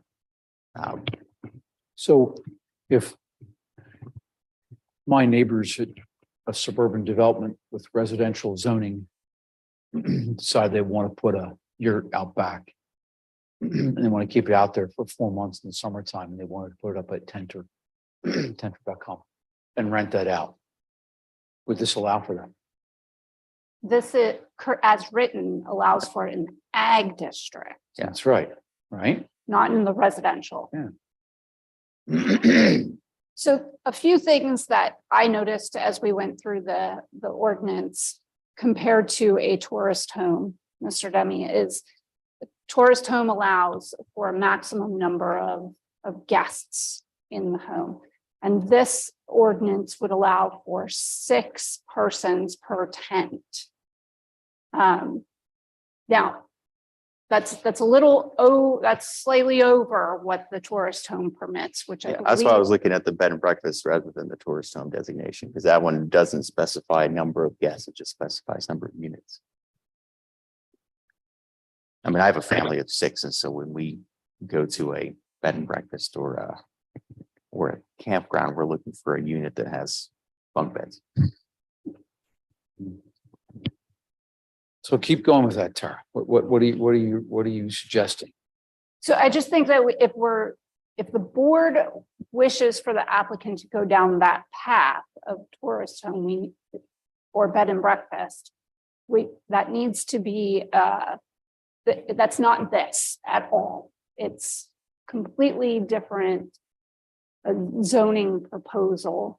There needs to be consideration as to whether or not the number of units, I think, are 1 per acre, if I remember correctly, in the proposal. That, again, not the same as the tourist or bed and breakfast. Now, I might have this mixed up with the last rendition, but there was an event space. Is that the last rendition? That was, Okay.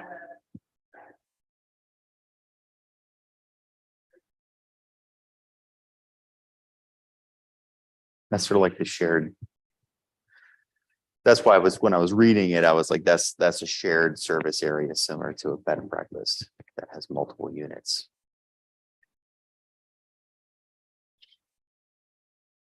So my thought is, this is not what Mr. Demi is proposing. No, that's clearly not. Yeah. That's clearly not.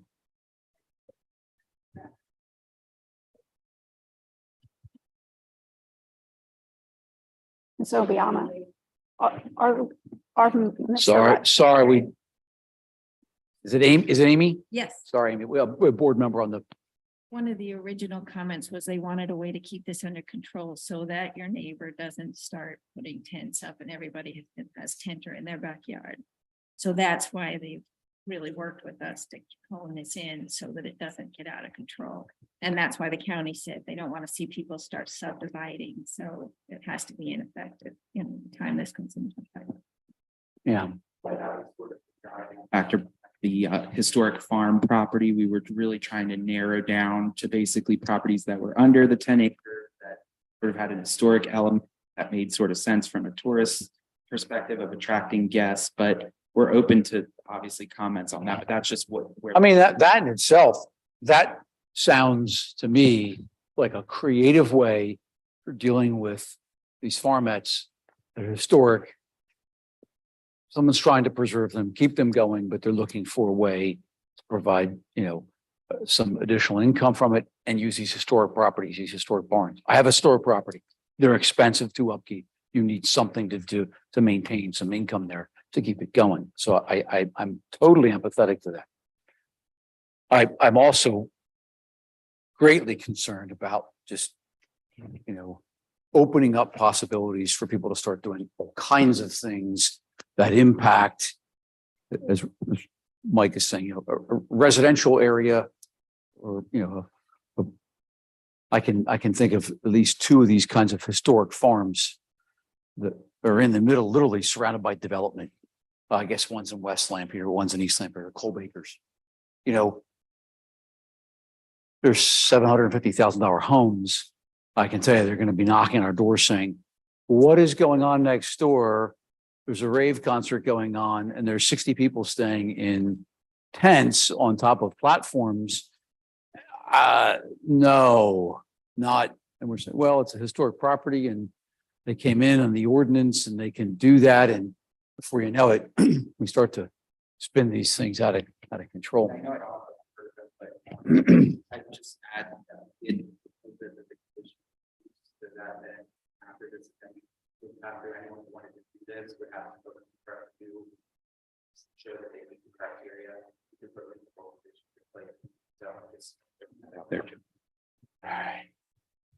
Real quick, one question I did have is, I didn't see it in the proposal, but the proposal claims that it's historic. Was this it claimed it was designated historic, but there was no documentation? You have that from the Historic Preservation Trust, all that? Okay. It's not National Registry, but it's HBTs. We've tried it too. It's in the process. It takes 5 years, and with COVID, who knows how long it'll take. But I have the original deed to 1717. And at one point, the signer of the Declaration of Independence, George Ross, owned it, bought it in a sheriff's sale. His client lost it. It has a really interesting history, and that's part of why I love this. I want to share that history with people. Sure. No. I don't know, board, your thoughts? They've done a tremendous amount of work to get to this point, and they've heard from staff. Thank you, staff, for spending a lot of time, working with this applicant. Thank you very much. But also the County Planning Commission. In some ways, it's a campground on a historic small format. I mean, if I have to just play.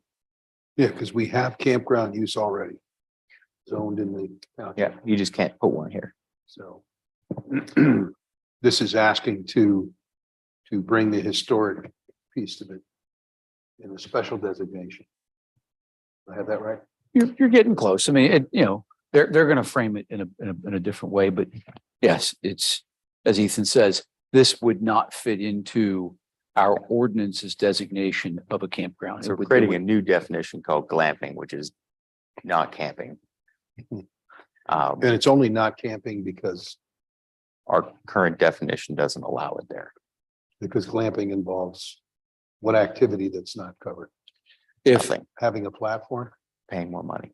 If But it's like, but KOA, you're spending a couple $100 for the same experience. So, I mean, to me, it's one of, if you went to Mill Creek, is it called? Mill it's an Creek? experience. If you went to you're Mill, paying if you for. went to Mill Creek and Kapansky decided to put 4 platforms up and put some yurts on it, he's got glamping. So it's camping. We still call it camping. It's but a camp. not- It's camping. It's not just- prohibited. Staying in a non. I'm not disparaging it at all. It's just, for all intents and purposes, it's just camping, Mike. It's so, can we? It's a spectrum.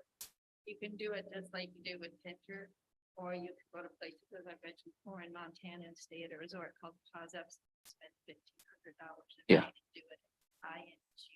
Yeah. Want to. When I first Right. started on this long process, I was told by many townships, we have land zoned for camping, go do it there. But the glamper, if you don't set up your tent and you're not unpacking sleeping bags and you're not cooking over the fire, you're just sitting there looking at the people you're with nothing to do. As I've read people's reviews, they're like, that's the experience of camping. But if you're glamping, you have other things going on. You want to go to the theater, you want to have a nice dinner, you want to do a little shopping, but you want to have this outdoor ecotourism experiential stay.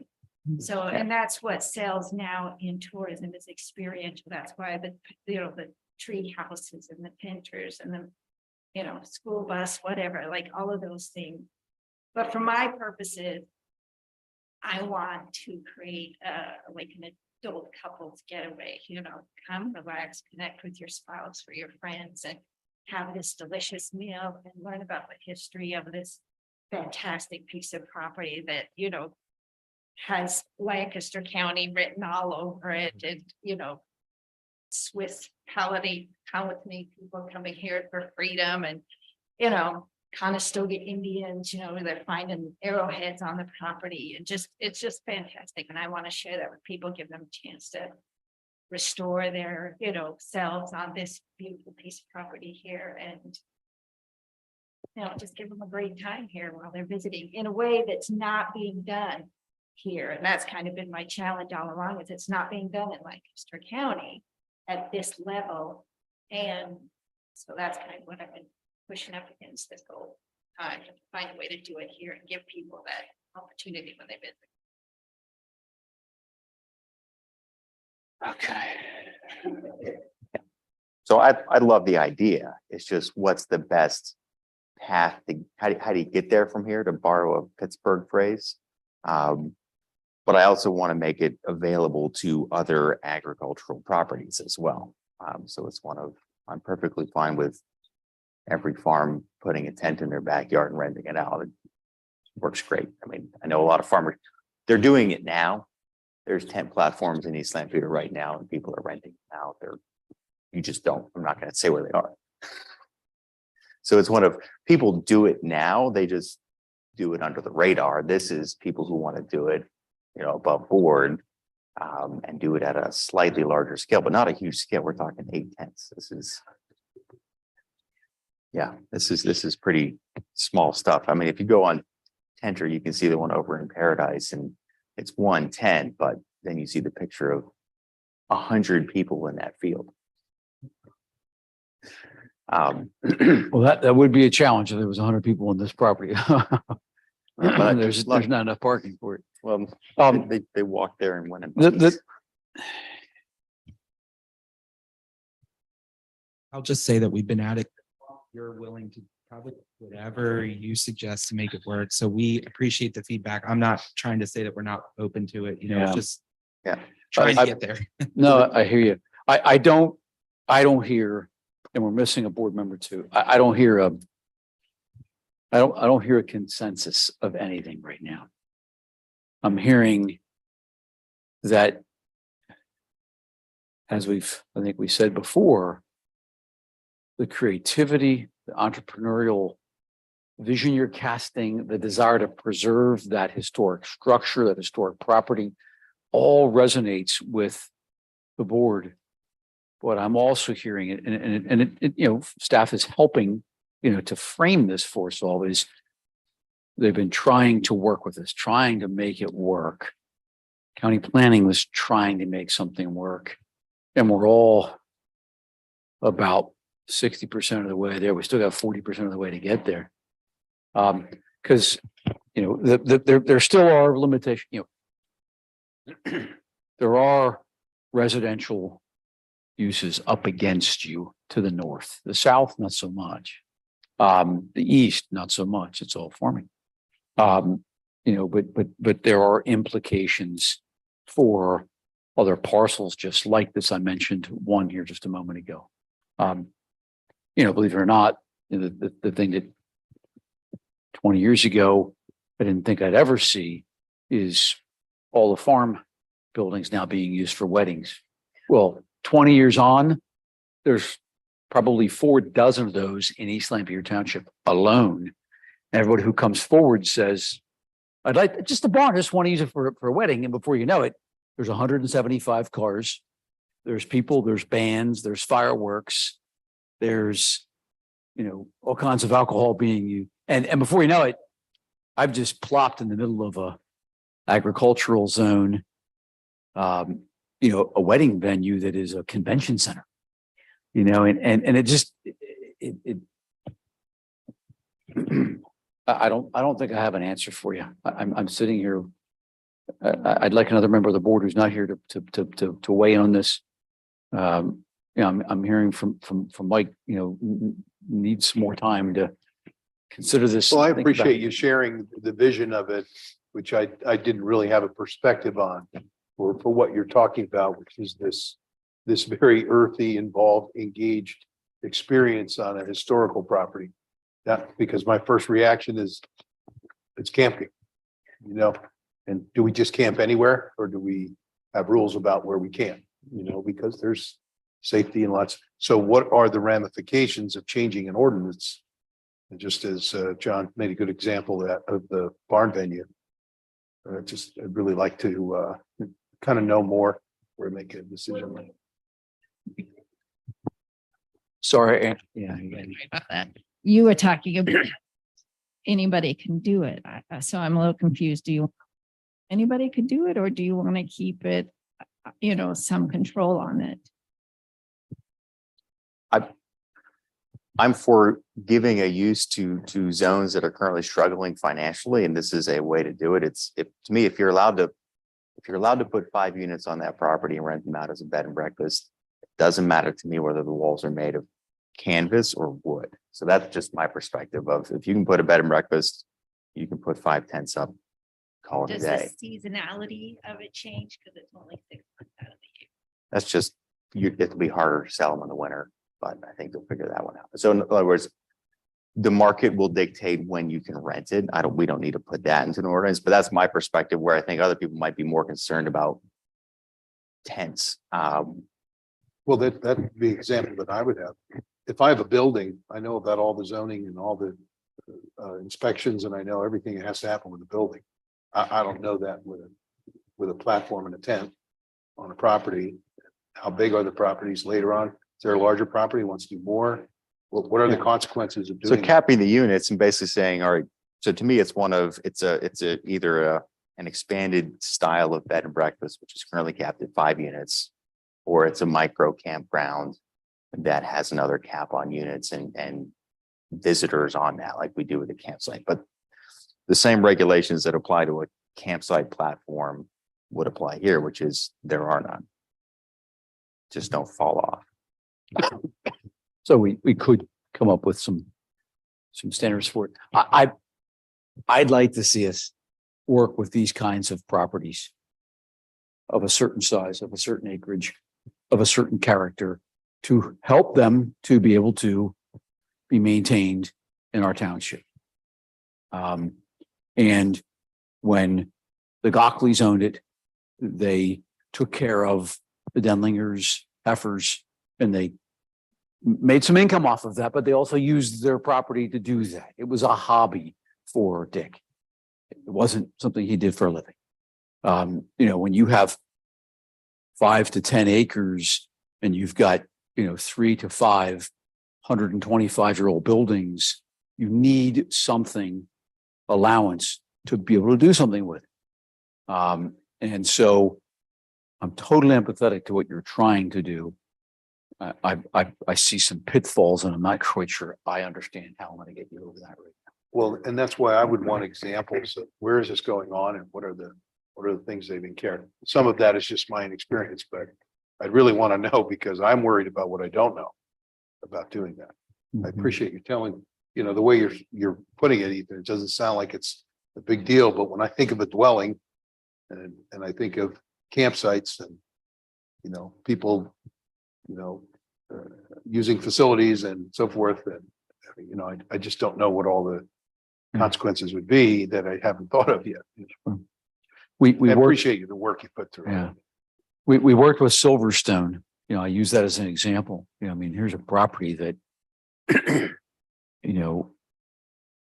they have made unbelievable investment in that property. And it's well preserved. It contributes to the character of the community. It's surrounded on 3 sides by open space, 4 sides, I guess, across the street. And yet we've helped them to try to make this work. If you were here saying, I'd like to put 5-unit bed and breakfast in the house, I'm going to make a house for myself in the barn. I don't think we've got a way to make that happen. We've got a way to make that happen. This we don't. So. Definitely outside of the. It just is, Amy, or outside the tent. All right. I'm gonna say that's probably it for now. We're not saying no. We're not saying we're just. I think we need as a board to spend a little more time on some of this detail And I need to hear from Supervisor Meyer when he's back, okay? Yeah, is there anything we can do to help us? Do you want us to come back with more information for you, Mr. Thornton, or? Mike, I do mean, we you can do come anything else that they would provide you with? I mean, some example. Go ahead. Well, like I said before, I don't know where else it's happening that Mhm. I could ask, or we could research other townships that are doing this. And what did they encounter? Have you done that? There you go. I mean, that So would if be you could bring, great. if you could bring a couple of those back for us, okay, Ryan? That would be very Gettysburg has the safari tents. So, and I'm assuming they have some ordinance that allows for that. So if there's something in Pennsylvania that's got so you could say, here's 3 places that have it, here's some pictures, and here's Okay. 3, and they probably solved it different ways. But what ordinance did they use? Did they use a glamping? Did they use a campground modification? Yeah, so when we just what Amy's asked me is if I have a model ordinance. We've looked at some model ordinances back. This was years ago when it wasn't. It's grown a little bit since then in Pennsylvania. So we'll double check and see what we can bring. They're Okay. doing it obviously in a lot more states out west where there's more scenery, but it's coming here. Yeah, We'll okay. find some. It's definitely out west. Thank But you, if there's Riley. something in I Pennsylvania where it's like, appreciate that. it's easier to follow someone else's footprints. Staff, anything else that you want? Thank you. Okay, thank Appreciate you, it. Riley. Appreciate it. Amy, What's thank you Roger gonna say? very much. Oh, Roger, did you have something else? Nothing to add. No. Okay, all right. Mike thought maybe he saw you wanted to say something, so. Thank you, guys, very Thank much. you. Thank you, Amy. Appreciate that. Thank you, Colin, for your work on this. Okay, Colin, 7C, official map discussion and process decision. Yes, so before you should be a copy of the revised official map. Staff's been working on this along with the county for the last few months. I did send a memo that kind of outlines the major additions to the map. The first one, we added the pollution reduction plan project. Greenleaf, commercial greenhouse, High Associates, Conestoga River. So these are all areas that we some PRP projects. In the future. We updated the existing and proposed trails such as One Street Extension, the Go Path, Highway, Mill Creek, East Brook Road. We added trails along there. We added some road improvements, and improving some mobility. We added a couple flood control projects per the county hazard mitigation plan. We had water line extension. Down, and I believe it's down Eastbrook down to Maple. Whitmer Road.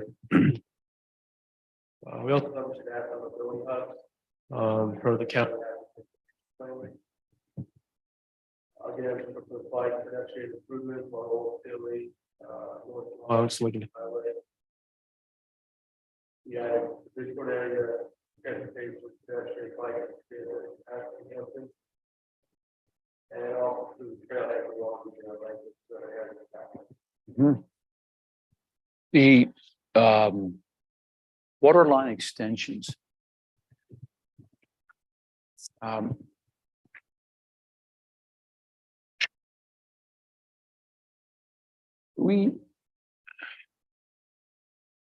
Lincoln Highway to the falls at Old Mill. Does that water line come over from Waterfront Estates? Is that water coming down Strasburg Pike? Comes down Strasburg Pike from Lincoln Highway to into the falls. Yeah. Okay. It was the whole one. Yeah. Any thoughts of going all the way to Mill Stream, and all along Mill Stream, and then connecting into Hanger Islands? Doing a full loop there? Yeah, Millstream Road, back over to Lincoln Highway. I mean, I remember when we did the bridge. I wasn't on the board then. I was zoning or something like this. But we did the sewer, came up through Lincoln, came up through all the way up through Old Mill House Shop and then to Strasburg Pike. And then extended, I forget how far it went on Strasburg Pike. But Not far. water, we didn't do at that time. No, the water extensions have always been done by developments and or the city, and more development activity has caused those more than anything else. And so everything from Mill Creek in West Lampeter probably came off of Lampeter Road. Didn't it? That would be my guess. So we never, there is no water on Millstream, Ethan. There's no water on Millstream. Okay.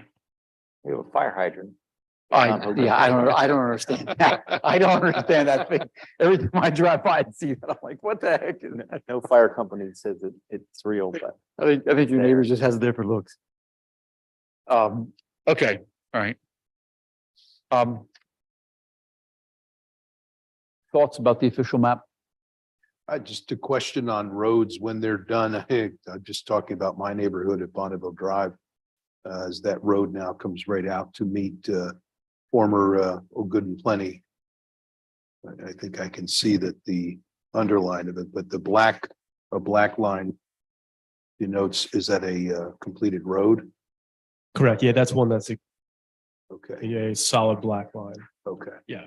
So that's been finished now. The rest of that road as it turns, and there's 9 homes in that area. I'm not sure it's been dedicated to the Okay, is township. that the yet, issue? so, That's why, okay. Yeah, it exists, but it's not been As a dedicated. dedicated extension of Bonneville Drive. It has not yet been dedicated. Is that what you're asking me? Yeah, is that what you're telling me? Yes. Those Yes. people have addresses that means we don't plow it. in these homes that live there. Yeah, it We hasn't don't been turned over to the township for township maintenance Okay. When does that happen? when the developer offers it for Okay, so dedication. custom homes, the developer has to, Yep. It's actually in process with their attorney. okay. But sometimes it can take a decade. But those, yeah, what we would typically show on an official map would be, through a developable area that we want to make sure there's a connection that goes through a particular property. Not necessarily exactly where that connection would go, but just a connection through a particular piece of property. But on that particular site, I don't think we would have shown that on an official map. We're not showing that as an improvement on the official map. Okay. I mean, obviously that Good and Plenty will be developed to something. It appears to be. And it's an intersection there, but okay, thank you. And does this change there used to be a road connection from Strasburg Pike to South Oakview Road. Now we have the trail connection, Correct. but it's not connecting to the other trail connection.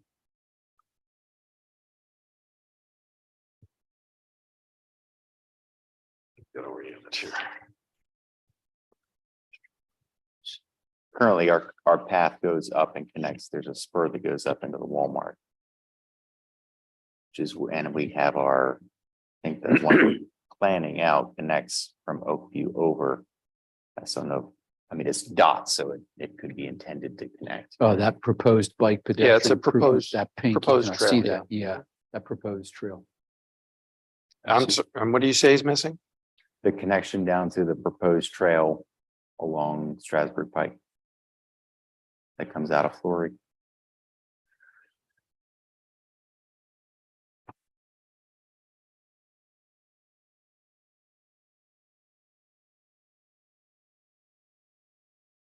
Yes, the intent is that there should be another dash there to connect that.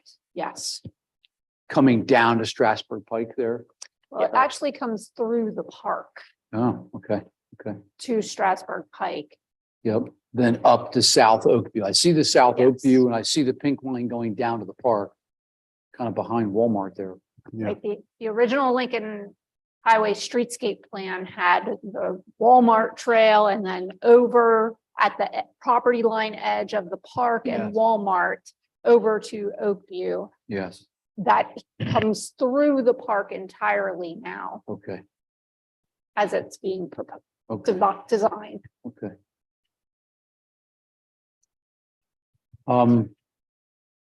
Just calling everyone's attention up on Creek Hill.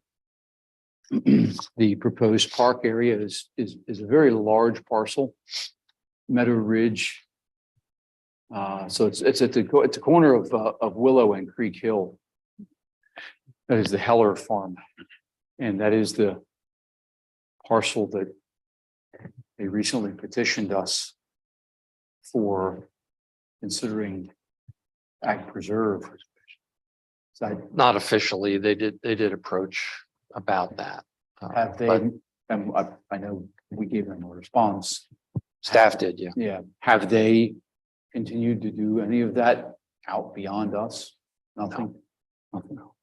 No, and that designation doesn't mean that necessarily the entire property would be Yeah, park. It's just Okay. be somewhere on there. Yeah. We think there ought to be a park, just like the one, north of it that's up along the river, next to Waterford. yes, Same thing there. There ought to be some parkland up there, but not that entire parcel. Yeah. But, we're also showing roads going through those parcels Yep. as well. see that. I see that. Okay. Okay, If the board wants some time to look this over and ponder it, that's fine. yeah, I think we Yeah. should. I think we should. If we can do it, let's bring it up at the next meeting and Okay. and we can consider putting it out there, advertising it, okay? Okay, Colin, thank you. Thank you. Appreciate that. Thanks for sticking around. Okay, under action items, 8A, authorization to defend the zoning hearing board decision in reference to 2622 Lincoln Highway East. Ralph, We provided a copy of the zoning hearing board's decision, and just information that the decision was to deny that application. The applicant has now appealed that decision to court. And the zoning hearing board isn't in the best position to defend their own decision. Because if it's appealed further, they can't further defend it. So typically, the board of supervisors, the township itself has to intervene and defend the zoning hearing board's decision. If you're inclined to do that, township staff would recommend that you do that in this case, which would just take an action to authorize us to do so. okay. This parcel's been an issue, and it is an issue again, so. I need a motion to authorize staff to defend the zoning hearing board. Motion to authorize the defense of the zoning hearing board decision regarding 2622 Lincoln Highway East. Second. Okay, motion by Ethan, second by Mike. Questions or concerns? Roger, Aye. Mike, Aye. Ethan, Aye. chair says aye, motion carries. Thank you.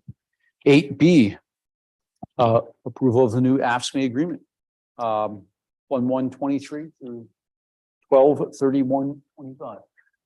Yes, it would be a 3-year agreement, has been negotiated with the union. Corey helped us do that. We prepared the details of what was negotiated. The union has reviewed it and agreed that it represents the negotiations, and some of the highlights would be 3.5% wage scale increases each year, exchanging a holiday, Juneteenth, for Columbus Day, which is in the current agreement, limiting use of paid time off to a maximum of 15 consecutive work days, clarifying some comp time use requirements, increasing incentives for spouse and spouse dependent removal from the health plan, and a few other things. We'd recommend board approval so that we can get it signed and in place in time for the end of the year. Okay, is there a motion? Make a motion to approve the new AFSCME agreement as presented. Is there a second? Second. Okay, second by Roger, motion by Ethan, second by Roger. Questions or concerns? Okay, hearing none. Roger, Aye. Mike, Aye. Ethan, Aye. chair says aye, motion carries. Thank you. Number 9, managers report. Yes, just wanted to report on the MS4 program a little bit. You have a written update there. We did receive a letter indicating that the DEP has accepted and approved the annual report that was submitted back in September. So that was some good news. We did get a review from DEP on the pollution reduction plan, and we're working through some questions and comments that they had on that. Expect to have a meeting with DEP later this month. The other projects that we've been working on, the design build at Hack, and the other agreements with some private properties to do some basin conversions. We continue to work on those as well. Good. Anything else Colin or Tara want to add on those issues? Nope. Great. Okay, good. All right, thank you, Ralph. Appreciate that. Thank you for your report and your work. Thank you for your notes. Is there a motion for adjournment? So moved. Is there a second? Second. Ethan, motion by Ethan, second by Mike. Those in favor? Aye. Aye. Roger? Sorry, Roger. Aye. Yeah, Chair says aye. Motion carries, meeting adjourned. Thanks, Roger. Good to see you again. Thanks. Enjoy your stay. Flying home tomorrow. Flying home tomorrow, okay. Making my way through your book of the Pioneers, by the way. It's a good one. See you soon.